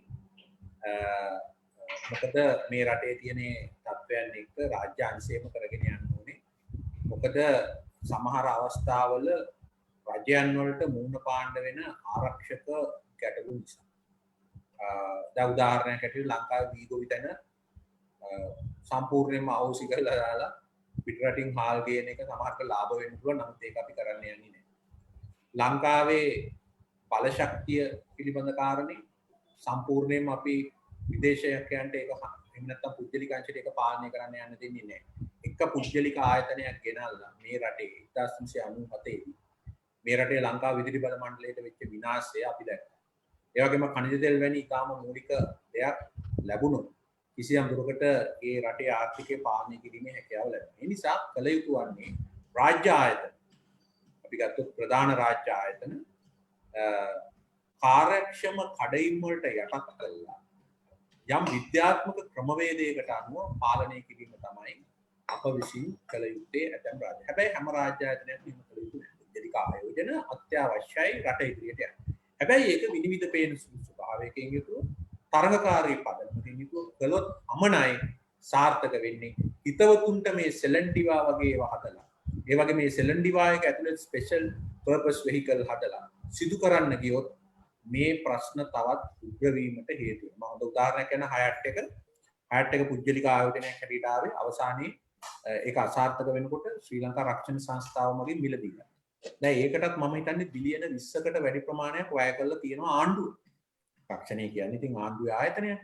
දැන් අන්තිමට ඒක පුද්ගලිකාංශයට පැවරීම සඳහා කටයුතු කරගෙන යනවා. ඒක ප්‍රශ්නයක් නෑ පුද්ගලිකාංශයෙන් හෝටල් කර්මාන්තය කළා. ගැටලුවක් නෑ. නමුත් පුද්ගලිකාංශයත් එක්ක තරඟකාරීව ඉතා හොඳින් කරගෙන ගිය මේ වෝටර් සෙජ් ආයතනය වගේ තැනක් හා ඒ අවට ඉඩම් අතර 200ක් පමණ ඒකට අයිති එක දෙන්නේ මොන පදනමකින්ද? අපේ ආණ්ඩුව යටතේත් ඔය ප්‍රශ්නේ මතුවුණා. අපේ ආණ්ඩුව යටතේ ඔය වෝටර් සෙජ් ආයතනය එහෙම පුද්ගලීකරණය කරන්න ඕනේ කියලා අපේ කට්ටිය කියන්න ගත්තා. මම ඒගොල්ලන්ට කිව්වා මම මේක කරලා පෙන්නනවා අපේ කණ්ඩායම මේක කරලා පෙන්නනවා ඕනම පුද්ගලික හෝටලයකට වඩා හොඳට මේක අපි කරලා පෙන්නනවා. ඒ වගේ අපි කරලා පෙන්නනවා. ඉතින් රාජ්‍ය ආයතන වලට යම් තරඟකාරී පදනමකින් මැදිහත් විය යුතුයි. නැත්තම් ලාභාංශ පදනම් කරගෙන යන පුද්ගලික ආයතන ඒවා හරියට කරන්නේ නැහැ. ඒවයින් අනවශ්‍ය ලාභ උපයන්න ගිහිල්ලා ප්‍රශ්න මතුවෙන්න පුළුවන්. පාරිභෝගිකයට සේවය ඇති වෙන්න පුළුවන්. නිසා පුද්ගලිකාංශයේ සාර්ථකව සිදු කරන්න පුළුවන්. ජාතික ආරක්ෂාවට තර්ජනයක් නැත්නම් ඒ විදේශ ආයෝජකයන්ට විවෘත කරලා කරගෙන යන්න ප්‍රශ්නයක් නේව ලබා දීමේ.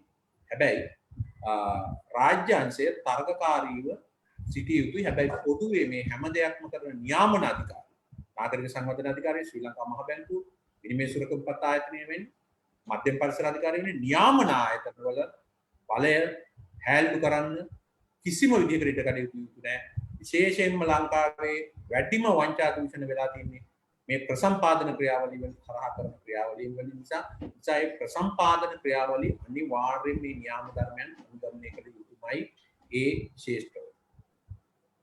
හොඳයි බොහොම ස්තුතියි. දැන් මෙතන සිට අපි නිරාවරණය කරනවා කතිකාව අපේ අසන්නන් වෙත. මට දැනුම් දීලා තියෙනවා නවසීලන්තයේ සිට සාලිය කුමාර මහත්මයා මම හිතන්නේ ඔබ අපිට සවන් දෙනවායි කියලා. එතුමා මූල්‍ය විශේෂඥයෙක් නවසීලන්තයේ විශ්වවිද්‍යාලයක ආචාර්යවරයෙක්. ඔහු ආචාර්ය උපාධියක් සහිත මූල්‍ය විශේෂඥයෙක්. ඒ වගේම මේ කාලයකට පෙර ලංකාවේ බැංකු ක්ෂේත්‍රයේ හිටපු ප්‍රධාන විධායක නිලධාරී. මම කැමති සාලියගෙන් අහන්න ඔබ මේ සෙලෙන්දිවා සංකල්පය සහ මේ ස්පෙෂල් පර්පස් විහිකල් කියන එක ගැන ඔබ දරන මතය මොකක්ද?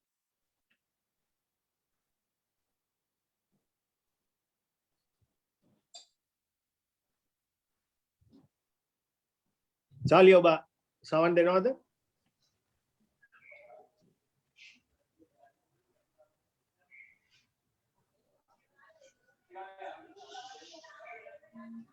හලෝ හොඳයි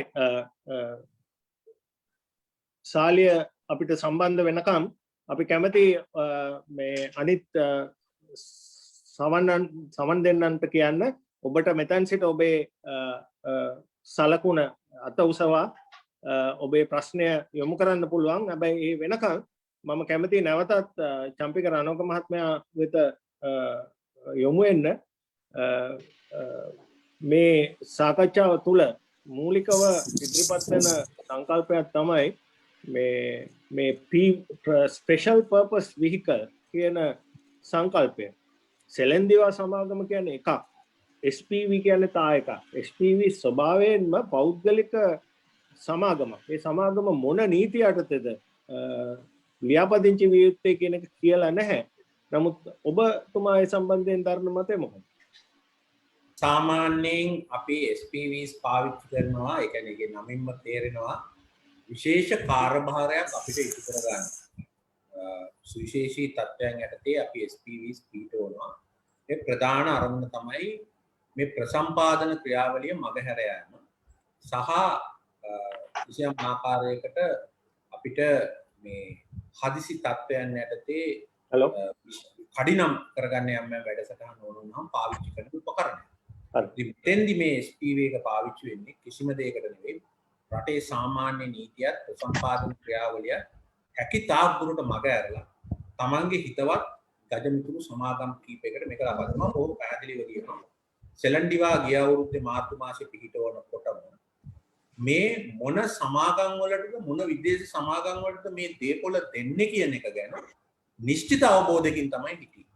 ඒ මොකද මේ සෙලන්ඩිවා සමාගමේ සභාපතිවරයා, මේ ජනාධිපතිවරයා, මේ අගමැතිවරයා මේ සියලු දෙනාම මේ නාගරික සංවර්ධන අධිකාරී සභාපති වෙලා ඉන්න කාලේ මේ රටේ මේ දේපොළ, කොම්පඤ්ඤ වීදියේ දේපොළ, ගාල්ු පාරේ තිබිච්ච දේපොළ තුට්ටු දෙකට එහෙම නැත්නම් නොමිලේ ආයෝජන මුවාවෙන් ලබා දීලා ඒවා හරහා දැවැන්ත වංචා කරපු අය. ඒ නිසා ඒගොල්ලෝ මේ ක්‍රියාවලියේ නීතිමය ප්‍රශ්න පැන නැගුණ යහපාලන කාලේ ප්‍රසම්පාදන ක්‍රියාවලියේ ප්‍රශ්න පැන නැගිලා යම් ව්‍යාපාරික උසාවි වලට ගිහිල්ලා වැමෑරුවා. ඔය ශැංග්‍රීලා සිද්ධිය, ඒ වගේම හමුදා මූලස්ථාන සිද්ධියෙන් එහෙම ලබාගත් ධනය. අන්නේ ක්‍රියාදාමය වළක්වා ගැනීම සඳහා තමයි මේක ගේන්නේ. මොකද මේ නීතිමය වශයෙන් ගැළවීමක් ඇති කරගෙන ප්‍රසම්පාදන ක්‍රියාවලිය මග ඇර යන්න දරන උත්සාහයක් හැටියට තමයි මම දකින්නේ මේ SPVs. නැත්නම් මේවා මේ සමහර විශේෂිත තත්ත්වයකටේ සිදු කරන්න ඕන දේවල්. දැන් මේක කිසිම හදිස්සියක් තියෙන දෙයක් නෙවෙයි. මේක කිසිම කලබලයක් තියෙන දෙයක් නෙවෙයි. මේ අවස්ථාවේදී මේක මේ කරන්න යන්නේ. ඇත්තටම දැන් මේක මේ ගිය අවුරුද්දේ ඉඳන් යම් ප්‍රසම්පාදන ක්‍රියාවලියක් අනුගමනය කළා නම් විධිමත් ප්‍රසම්පාදන ක්‍රියාවලිය මෙලහට මේක ඉටු කරගන්න තුන අවුරුදු එකමාරක් විතර වෙනවනේ. මේ අවුරුද්දකට වැඩි කාලයක් වෙනවනේ සෙලන්ඩිවා එක ආරම්භ කළා.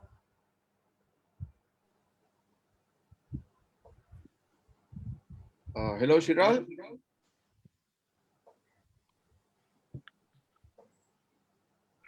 Can you hear me? Yeah, we can hear you. පළමුව මම මේ ස්තුතිවන්ත වෙනවා මේ අවස්ථාව පට ලබා දීම සහ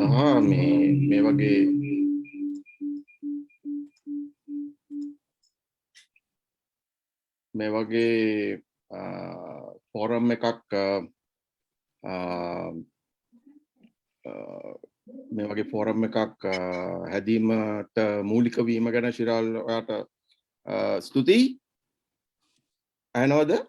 ඇහෙනවා. කතා කරන්න. දිගටම කතා කරන්න. ඇහෙනවද? ඔව් ඔබ පැහැදිලි අපිට. ඔබ පැහැදිලි අපිට ඇහෙනවා. ඇහෙනවනේ? ඇහෙනවා. කතා කරන්න. හරි. මම ප්‍රශ්න දෙකක් අහන්න කැමතියි මේ අපේ හිටපු ඇමතිතුමාගෙන්. පළමුවෙන එක තමයි දැන් මේ පෝට් සිටි එකෙන් වෙන අගතිය ගැන කතා කරනකොට බොහෝ අය මේ කළු සල්ලි ගැන කතා කරනවා. එතකොට මේක තවත් හොංකොං එහෙම නැත්නම් මැකව් වගේ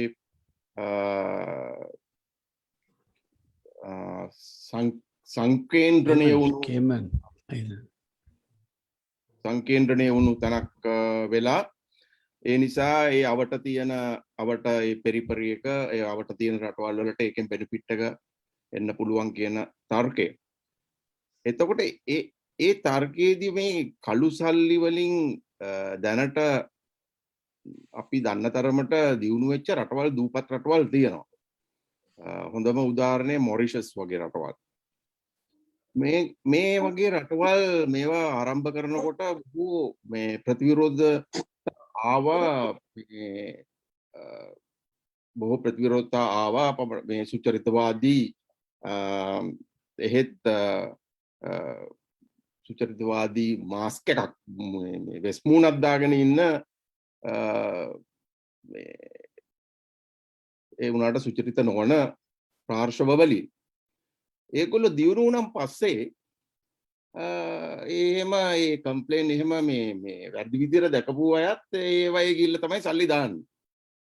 එතකොට මේකේ මොකද්ද මෙතන තියෙන අවුල? මොකද්ද ඒක ඒ කළු සල්ලි වල වැරද්දක්ද එහෙම නැත්නම් ඒක එතන අපිට මේ තේරුම් ගන්න බැරි මොන හරි දෙයක් තියෙනවා. ඒක පටන් ගන්නකොට එපා කියනවා, පටන් ගත්තන් පස්සේ ඒක හරි කියනවා. ඒක හරියට අර මේ විප්ලවයක් වගේ තමයි තරදුනොත් වැරදි දිනුවොත් හරි වගේ. එතන ඔබතුමාගේ අදහස සහ මේ ක්‍රමවේදය දෙවෙනි ප්‍රශ්නේ මේ ක්‍රමවේදයේදී අත් වශයෙන්ම ලංකාවේ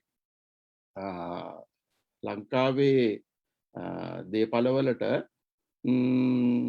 වෙන හානිය ඔය මේ ආකිටෙක්චර් පැත්තෙන් නෙවෙයි ඒකේ භුක්තිය ලංකාවේ ජනතාවට නැතිවීමේ මොකද තියෙන මේ සම්භාවිතාවය ඒකේ ග්‍රැවිටි ඒකේ බරපතලකම ඔන්න ඔය ප්‍රශ්න දෙක තමයි මට පළමුවෙන්ම මේ පොට් සිටි ව්‍යාපෘතිය ඇතර 2002 විතර තමයි මේ අදහස ආවේ. ඒක හදන්න ගියේ වරාය ඇතුළෙමයි. පසුව තමයි මේක මේ එළියේ දකුණු වරායට පසු පිටිපස්සෙන් හදන්න තීරණය වුණේ. ඒ අවස්ථාවේදී මේ සමාගමට මේ ආයෝජන සමාගමට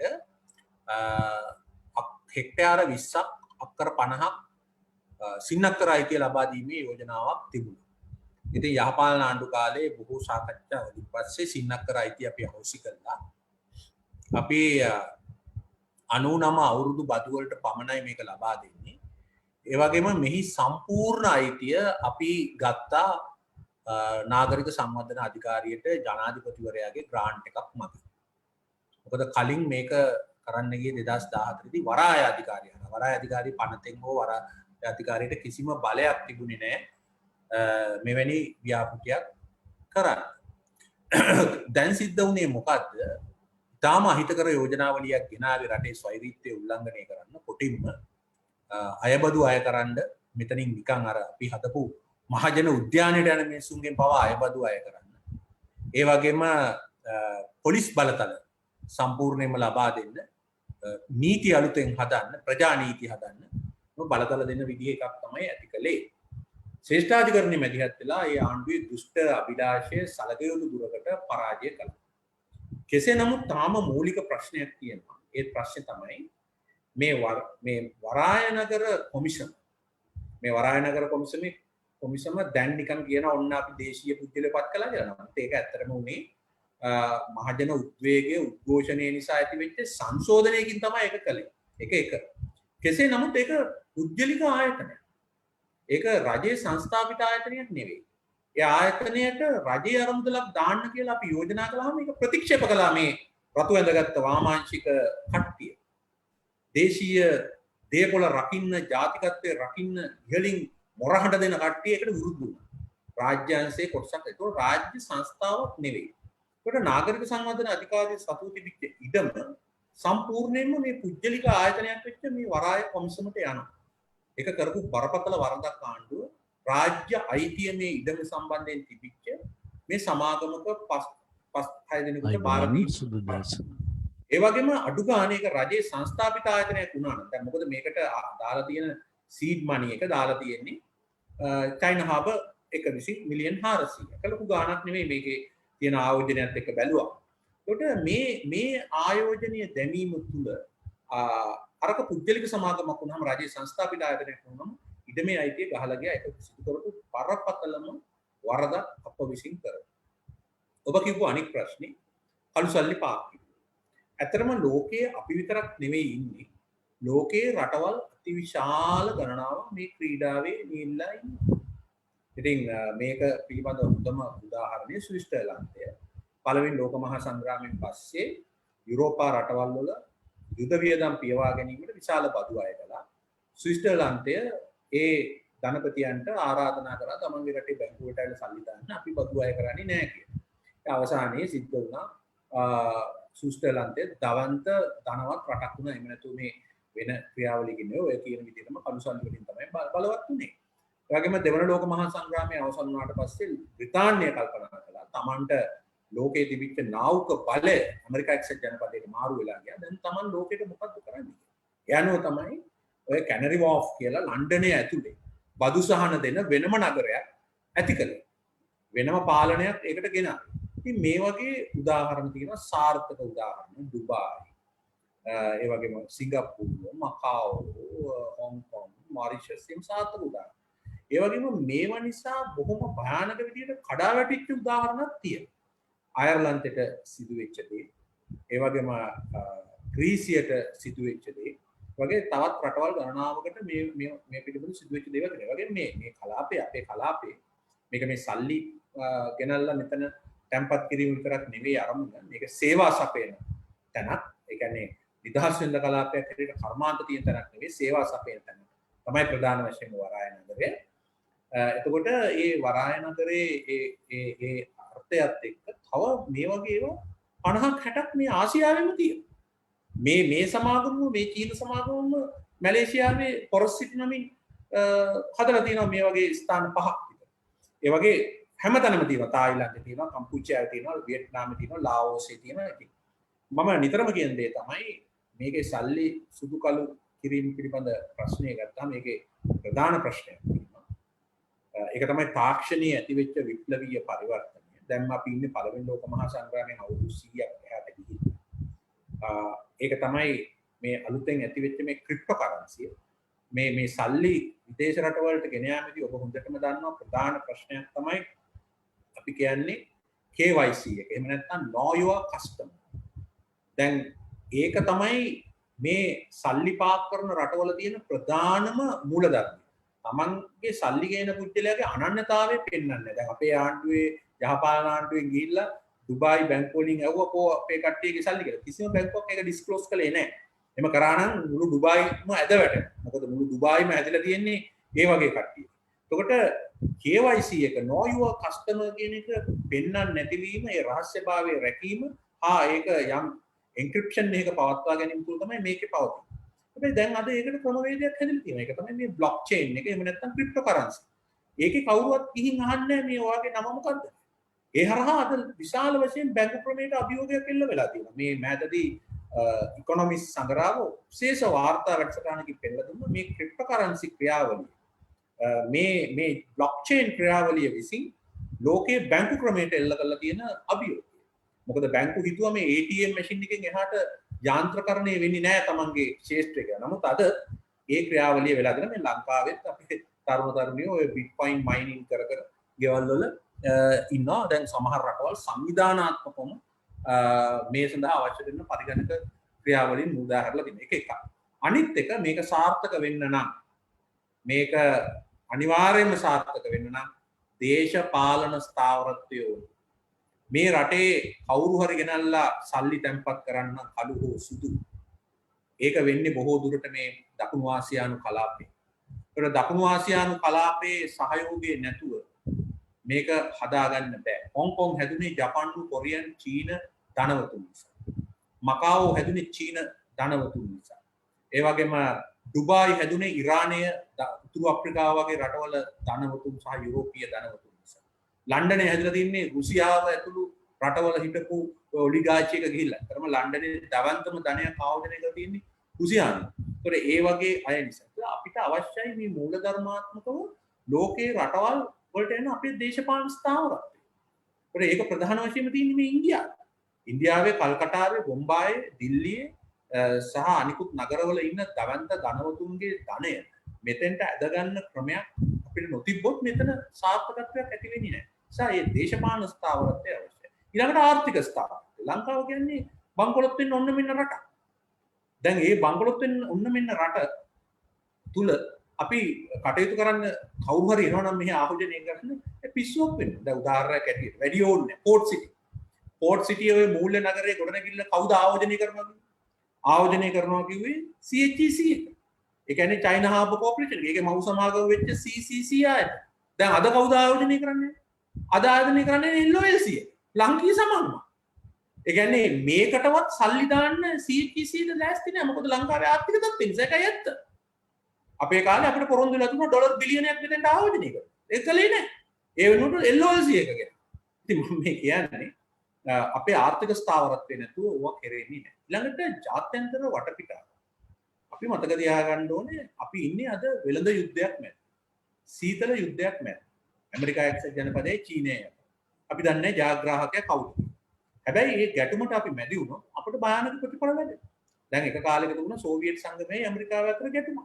ඒ අවස්ථාවේදී තිරිකුණාමලයට ඇමරිකන් හමුදා ගොඩ බහිනවයි කියන ආරංචිය මත තමයි ඉන්දිරා ගාන්ධි මැතිණිය අපට විරුද්ධව වක්‍ර යුද්ධයක් දියත් කළා. ඒතර පෝට් සිටිය අපට විරුද්ධව වක්‍ර යුද්ධයක් වෙයිද? මොකද මේ හිටියදී ඇමරිකානු කොංග්‍රසයේ ඉස්සරහට අර උතුරු හා නැගෙනහිර දෙමළ නිජ භූමියේ කියන යෝජනාව ගේන්නේ.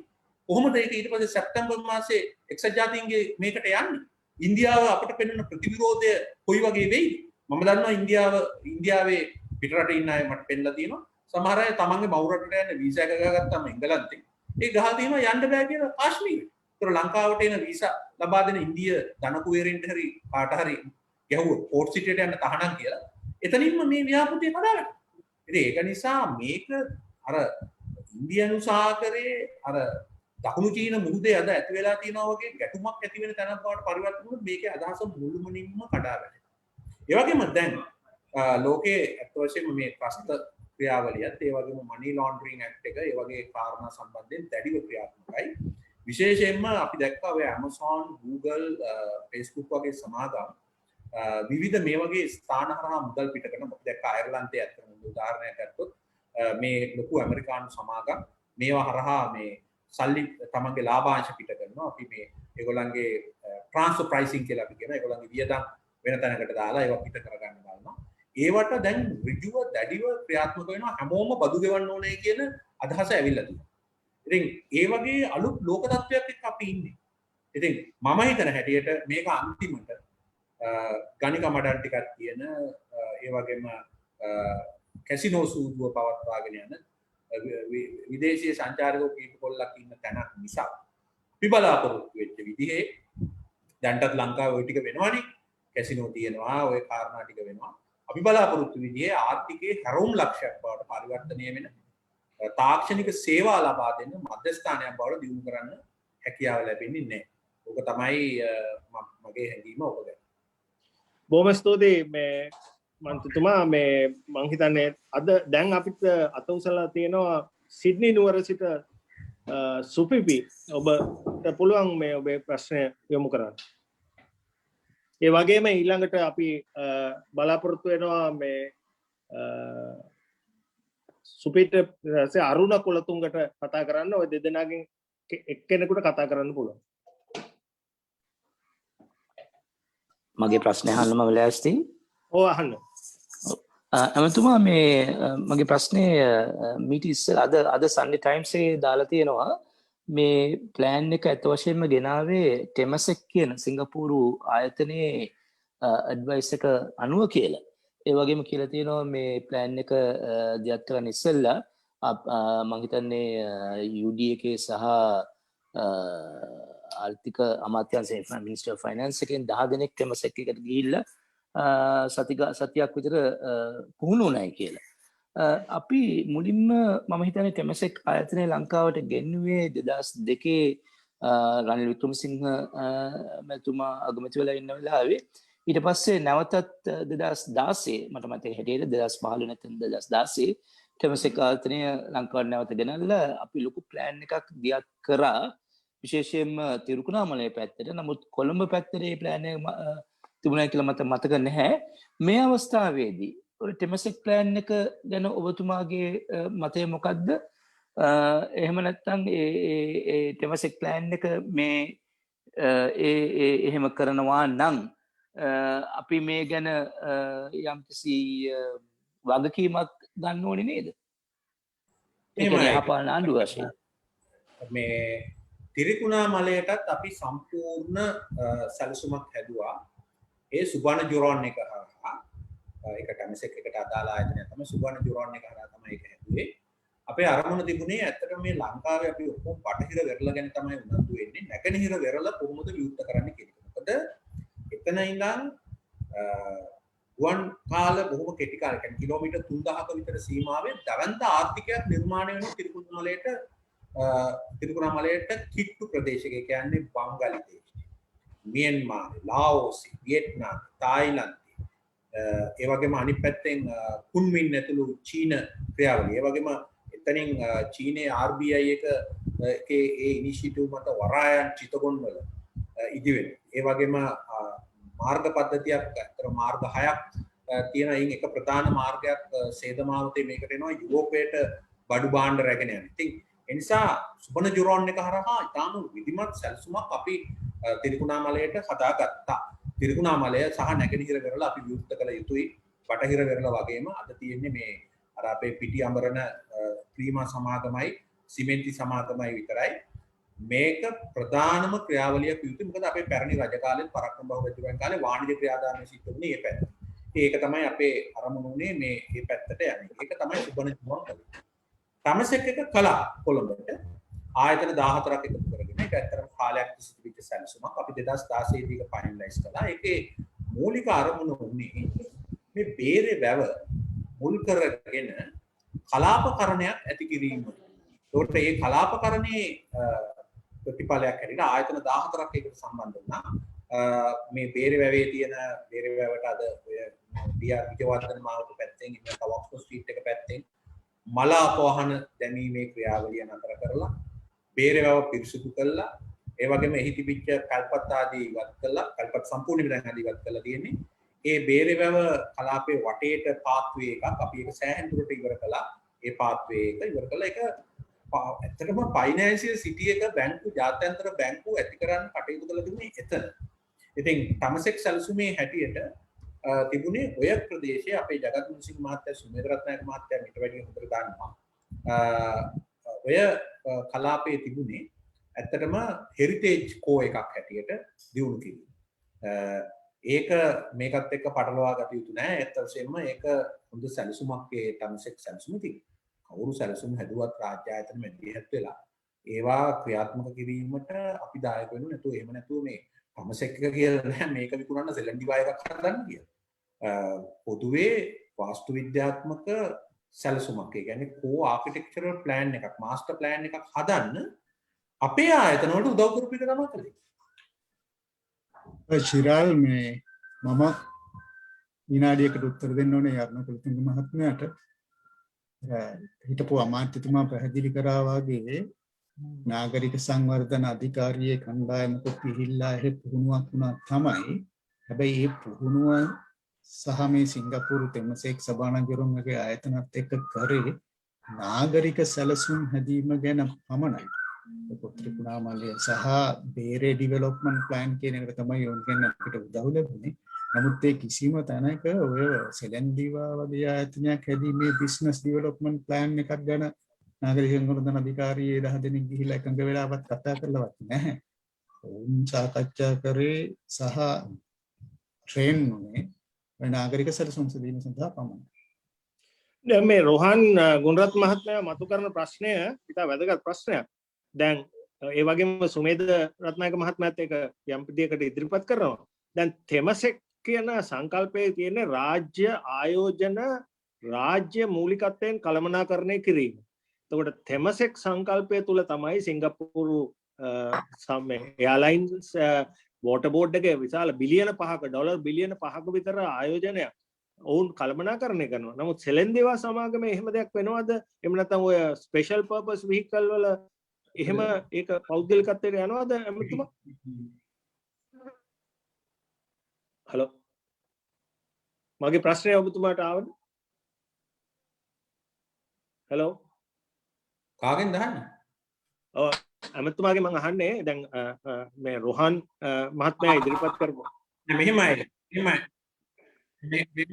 මෙහෙමයි දැන් ඇත්තටම සිංගප්පූරුව කියන රට ගොඩනගා ගැනීමේදී මේ ටමසෙක් ආයතනය එක්තරා දුරකට මොඩල් එකක් ඇත්තටම අපිට මොකද බොහෝ රටවල ඒ කියන්නේ ධනය වැඩියෙන් තියෙන රටවල පුජ්‍යලිකාංශය මගින් තමයි ඒක කළේ.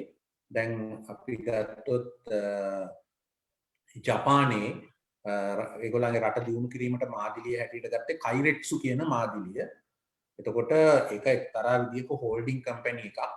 අපි මිට්සුබිෂි ගත්තොත් මිට්සුබිෂි අයට ශාක්ෂණ සමාගමක් තියෙනවා, බැංකුවක් තියෙනවා, සිවිල් ඉංජිනේරින් පැත්තක් තියෙනවා, මෝටර් ඉංජිනේරින් පැත්තක් තියෙනවා, බලශක්ති පැත්තක් තියෙනවා. ඔක්කොම තියෙන හෝල්ඩින් කම්පැනි. හැබැයි ඒක පුජ්‍යලික අයිතිය තියෙන කයිරෙට්සු. ඒ වගේ එම සංකල්පෙම කොරියාවෙත් දකුණු කොරියාවෙත් ක්‍රියාත්මක වුණා. අපි ගත්තොත් ඔය සැම්සොන්, හුන්ඩායි වගේ ඒවා ඒ වගේ. හැබැයි සිංගප්පූරුවේ තියෙන්නේ රාජ්‍ය අයිතිය සහිත පෞද්ගලික කළමනාකරණය සහිත මේ ටමසෙක් මාදිලිය. එතකොට මේක එක්තරා දුරකට ලංකාවෙත් කරන්න ගියා ඔය සෙමා ආයතනය හරහා ගෝඨාභය රාජපක්ෂ මහත්මයාත් යම්කිසි යෝජනාවලියක් ගෙනාවා. 2015 මෛත්‍රීපාල සිරිසේන මහත්තයාගේ ප්‍රතිපත්ති ප්‍රකාශනයේ රාජ්‍ය ආයතන මේ විදිහට පාලනය කළ යුතුයි අපේ රාජ්‍ය බැංකු බලශක්ති ක්ෂේත්‍රයේ ආදි වශයෙන් කියලා. ඉතින් ඒ නිසා මේ ටම්සෙක් මාදිලියට කිසි සම්බන්ධයක් නැහැ මේ සෙලෙන්ඩිවා එකේ. ඒ වගේම ටම්සෙක් ආයතනය උදව් කළේ තාක්ෂණික වශයෙන් සෝනල් ප්ලෑන් එකක් හදන්න. ඒකේ අදහස් වෙන්නේ කොළඹ නගරයේ කලාපකරණය. ඒකට ඒ කලාපකරණයේදී මේ ප්‍රදේශය අඳුරගත්තා හෙරිටේජ් කෝ එක හැටියට. එතකොට ඒ ආරෙන්න මේ සෙලෙන්ඩිවා කියලා කම්පැනියක් හදලා ඒ හෙරිටේජ් කෝ එක විදේශිකයන්ට විකුණන්න කියලා කොහෙවත් කියලා නැහැ. ඒකේ කලාපකරණ සැලසුමක් හඳුනාගත්තා. කොළඹ නගරයේ අභ්‍යන්තරය වෙනස් කරන්න විශේෂයෙන්ම මේ අපේ කාරණයක් ඇටකුවොත් කොළඹ නගරයේ උඩින් සංවර්ධනය කළාට අවුරුදු 150ක් පරණයි ජලනල පද්ධතිය. ඒ ජලනල පද්ධතිය වෙනස් කිරීම ආරම්භ කළේ යහපාලන ආණ්ඩුව. ඊළඟට මලාපෝහන පද්ධතිය අවුරුදු 150ක් පරණයි. ඒක පිළිසකර කිරීම ආරම්භ කළේ යහපාලන ආණ්ඩුව. ඉතින් විදුලි බල පද්ධතිය පොළොව යටින් දාන ක්‍රියාවලිය ජපාන ආධාර මත කළේ මා විදුලි බල ඇමති කාලේ ඉන්න කාලේ. ඉතින් ඒ වගේ මේ කොළඹ නගරයේ උඩින් මල් පෝච්චි තියලා ලස්සන කිරීමකින් හරියන්නේ මේක යට තියෙන භයානක ප්‍රශ්නයක්. ගම් වතුර ඇති වෙන තත්ත්වයක්, අල්පත් වාසීන් ප්‍රමාණය, අල්පත් වාසීන් ධර්මයක් තියෙනවා 50000කට කිට්ටු. මේ අභ්‍යන්තර ප්‍රශ්න විසඳා ගැනීම තමයි සිදු කළ යුතු තියෙන්නේ කොළඹ නගරයේ අනාගතය වෙන්නේ. මේ ආයෝජකයින්ට වටිනා ඉඩම් ටික දීලා ඒවා තමන්ගේ දේපොළ බවට පත් කරගෙන කවදා හරි දවසක රටෙන් යන්න පුළුවන් විදිහට විදේශීය රටක වීසා එක අරගෙන කටයුතු කරන විදිහට කටයුතු කරන්න බෑ. ඇත්තටම ටමසෙක් ආයතනය කාලාන්තරයක් තමයි කිව්වාගේ 2002 2014 ඔය කාලේ 2016 හැම කාලෙදිම ආණ්ඩුවක් යටතේදීම උදව් කරලා තියෙනවා තාක්ෂණික උදව් මේ නාගරික සැලසුම් කරන්න. ඒ කියන්නේ බිල්ට් එන්වයරන්මන්ට් එක හදන්න. මිසක් මේවා ආයෝජනය කරන මාදිලියට කිසිම තැනක ටමසෙක් ආයතනය හෝ සුබන ජිරෝන් අත ගහලා නැහැ. බොහොම ස්තුතියි එතුමා. මේ අපි දැන් යොමු වෙනවා බර්ටි විධානපති මහත්මයාට ඕස්ට්‍රේලියාවේ සිට. ඔබට ඔබේ ප්‍රශ්නය යොමු කරන්න පුළුවන්.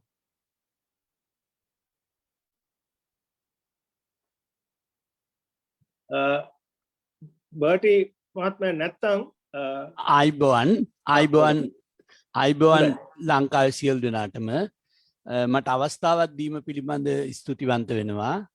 මම ප්‍රශ්නකට වැඩිය යම් අදහසක් ඉදිරිපත් කරනවා. මම ජගත් මුණසිංහ මහත්මයාගේ ආචාර්ය සුමේද රත්නායක මහත්මයාත් හිටපු අමාත්‍යතුමාගේ ඒ කතාවන් සවන් දීලා ආපු අදහසක් ප්‍රකාශ කරන්න. මේ අක්වෙරළ මූල්‍ය සමාගම් සංකල්පය පිළිබඳ මම ඉතාමත්ම සතුටු වෙනවා. ලංකාවට ආර්ථික වශයෙන් විශාල අනාගත පරපුරකට ප්‍රතිලාභ ගන්න තියෙන ආයෝජනයක්. දැන් මේ ලෝකේ විශාල රටවල් මේ නිදහසක් පෙරලා සමාගම් මූල්‍ය සමාගම් ක්‍රියාත්මක වුණත් මේ ලංකාවේ යෝජිත මේ නගරය සුවිශේෂ නගරයක් අපි භූගෝලීය වශයෙන් ලංකාව පිහිටිලා තියෙන තැන මත. ඒ ලොකේෂනල් ඇඩ්වාන්ටේජ් එක ගන්න තියෙන අනර්ග අවස්ථාවක් තමයි මේක. ඒ අනුව අපි මේ මූල්‍ය නගරයේ අපිට මේ මෑත කාලීන පත්වෙච්ච රජය ගෙනාපු අනපනත් එක්ක ශ්‍රේෂ්ඨාධිකරණය අපිට විසඳාගත යුතු සෑහෙන බරපතල ගැටලු රාශියක් විසඳලා තියලා තියෙනවා. එතෙන්දී යම් ගැටලුවක් අද අපිට පැන්නගිලා තියෙන්නේ මේ මූල්‍ය නගරය කළමනාකරණය කරන්න ඇතිවෙච්ච මේ කළමනාකරණ මණ්ඩලය පිළිබඳ. එතෙන්දී මම විශේෂ අවධානයක් යොමු කරන්න කියලා මේ ඇමතුමාටත් මේ දේශපාලන විරුද්ධ බලවේගවලට කියනවා මේ ස්පෙසිෆික් පර්පස් වෙහිකල් පිළිබඳ. මේක මේ සංකල්පය මූල්‍ය කළමනාකරණයේදී අපි උගන්වනවා සෙකියුරිටයිසේෂන් කියලා. මේ ස්පෙසිෆික් පර්පස් වෙහිකල් කියන සංකල්පය මම දකින විදිහට අනිවාර්යෙන් මෙන්න නැත්තේ චීන රජයෙන්. ඔය චීන සමූහාණ්ඩුවේ දේශපාලඥයෝ අති දක්ෂ මේ නූතන දැනුමත් මූල්‍ය ඉංජිනේරු හැම ක්ෂේත්‍රවලම අති දක්ෂ දැනුමක් තියෙන පිරිසක්. එසම ස්පෙසිෆික් පර්පස් වෙහිකල් කියන සංකල්පය අපි මූල්‍ය කළමනාකරණයේදී හඳුන්වන්නේ මේ වාණිජ බැංකු තමන්ගේ ණය විකුණනවා. මේ විකුණන ණය මිලදී ගන්න අති දැවැන්ත ආයෝජන සමාගම් තමයි මූල්‍ය කළමනාකරණයේදී ස්පෙසිෆික් පර්පස් වෙහිකල් කියලා හඳුන්වන්නේ. එතෙන්දී JP Morgan, Citigroup, Barclays කියන අති දැවැන්ත ආයතන. එතකොට මේවා ඉතා අඩු මිලට වාණිජ බැංකුවල තියෙන ණය ඩිස්කවුන්ට් රේට් එකට විකුණනම ඒ ණය ඒ උකස් කරපු ඔක්කොම දේපල අයිති වෙන්නේ මේ ස්පෙસિෆික් පර්පස් වෙහිකල් වලට. ඒ නිසා මේ ගැන දැවැන්ත අවධානයක් යොමු කරන්න මේ ස්පෙસિෆික් පර්පස් වෙහිකල් කියන එක මේ රජය කාටත් සංගවා මේ මූල්‍ය නගරේ දූෂණ අක්‍රමිකතාවයන් කරන්න හදන කළමනාකරණ මණ්ඩලයක්. එතකොට මේ කළමනාකරණ මණ්ඩලයේ සංයුතිය පිළිබඳ එන අය දිහා බැලුවම දැනටත් පත් කරලා තියෙන අය බැලුවම එයාලගේ ට්‍රැක් රෙකෝඩ්ස් බැලුවම ඊට පස්සේ අමාත්‍යංශ ලේකම්ල බැලුවම ලංකාවේ එයාගේ කාර්යඵල අද රාජ්‍ය පාලනයේ ප්‍රතිඵල දිහා බැලුවම පේනවා කිසිම තාක්ෂණික හැකියාවක් නැති විශේෂයෙන් කලා උපාධිධාරීන්ගෙන් සමන්විත අමාත්‍යංශ ඉහළ නිලධාරී මණ්ඩලයක් කින් අපිට මේ මූල්‍ය නගරයේ මේ ප්‍රතිඵල මං හිතන්නේ ලබා ගන්න වෙයි කියලා. ඒ නිසා මේ මූල්‍ය නගරය අති දැවැන්ත ආර්ථික සංකල්පයක් කරන්න අවශ්‍ය අති විශිෂ්ට දැනුම් සම්භාරයක් මේ ලංකාවේ අනාගත පරපුරට මේ වර්තමාන ඉන්න සම්පත්දායකයෝ හරහා තියෙනවා. ඒ නිසා දැන් මේ අපිට මේක යථාර්ථයක් කරගන්න නම් මේ අපි සංකල්ප මත කතා කළා ඒව වාද විවාද වෙනවට වැඩිය මේ අති දැවැන්ත විනාශකාරී දේශපාලන බලවේගය පරාජය කරන්න ඕන. ඒ නිසා අපිට 2020 මහමැතිවරණ ලේඛනවල අනුව පේනවා ලක්ෂ 100ක විතර ජනතාවක් මේ රටේ මේ රජයට විරුද්ධයි. ඒ නිසා විශේෂයෙන් මේ ඇමතුමා නියෝජනය කරන විපක්ෂය මෙන්න මේ ලක්ෂ 100ක ජනතාව එක ගොන්නකට ගොනු කරගෙන මේ රජයට විරෝධයක් පෑම තුළ අපිට මම හිතනවා අනාගතයේ මේ ආර්ථික මූල්‍ය නගරය අපේ ආර්ථිකයේ සෞභාග්‍යයට හරව ගන්න පුළුවන් කියලා. ඒක තමයි මගේ අදහස. බොහොම ස්තුතියි බර්ටි විධානපති මහත්මයා ඕස්ට්‍රේලියාවේ සිට කරපු අදහසට. ඒ සමගම මං හිතන්නේ අපේ වෙලාව මම කිව්වේ විනාඩි 75ක් කියලා. නමුත් අපි විනාඩි 100ක් එහෙම නැත්නම් පැය එකමාරක්ම ගත කරලා තියෙනවා. බර්ටි මහත්මයාගේ අදහස් දැක්වීමත් එක්කම මම මේ අවස්ථාව කරගන්නවා මෙම කතිකාව මෙතනින් අදට ඉසඹුවක් ලැබුවට එය මෙතනින් නවතින්නේ නැහැ. අපි දිගටම මේ සම්බන්ධ වෙච්ච අසන්නන් සහභාගිකයන් සමග මේ සාකච්ඡාව ඉදිරියට ගෙනියන්න කැමතියි. බර්ටි මහත්මයා කිව්වා වගේම අපි දන්නවා එන්රෝන් සමාගම ඇමරිකානු මූල්‍ය වෙළඳපොළ කඩා දැම්මේ ඔය කියපු SPV සංකල්පය හරහා 2001 ලෝකයටම බලපාපු ආර්ථික අර්බුදය. ඉතින් ලංකාවටත් එසේ නොවේ කියලා කියන්න කාටද පුළුවන්. ඒ අර්ථයෙන් ගත්තම අපි මේ සාකච්ඡාව බුද්ධිමය තලයේ මීට වඩා ගැඹුරට ගෙනියන්නට අවශ්‍යයි. ඒ අනුව අපිට සහභාගී වෙච්ච අද හිටපු මහනගර හා බස්නාහිර නගර සංවර්ධන හිටපු අමාත්‍ය පාටිලි චම්පික රණවක මැතිතුමාට, ඒ වගේම නාගරික සංවර්ධන අධිකාරියේ හිටපු සභාපති ආචාර්ය ජගත් මුණසිංහ මහත්මයාට, ඒ වගේම නාගරික සංවර්ධන අධිකාරියේ හිටපු සාමාන්‍ය අධිකාරී සුමේද රත්නායක මහත්මයාට, මේ අවස්ථාවට අපේ කතිකාවට සහභාගී වූ සාලිය කුමාර මහත්මයා, අරුණ කුලතුංග මහත්මයා, බර්ටි විධානපතිරණ මහත්මයා සහ මගෙන් ඉල්ලා තියෙන හුඟ දෙනෙක් ඉන්නවා. උන්ට කාලය අපිට හරස් වීම නිසා උන්ට අවස්ථාව දෙන්න බැරි වුණා. අපි මෙවැනි සංවාදයකින් නැවත හමු වෙනතුරු 43 ජන සභාව ජන සංවාදය මෙතනින් හමාර කරනවා. ස්තුතියි. සියලු දෙනාටම ස්තුතියි.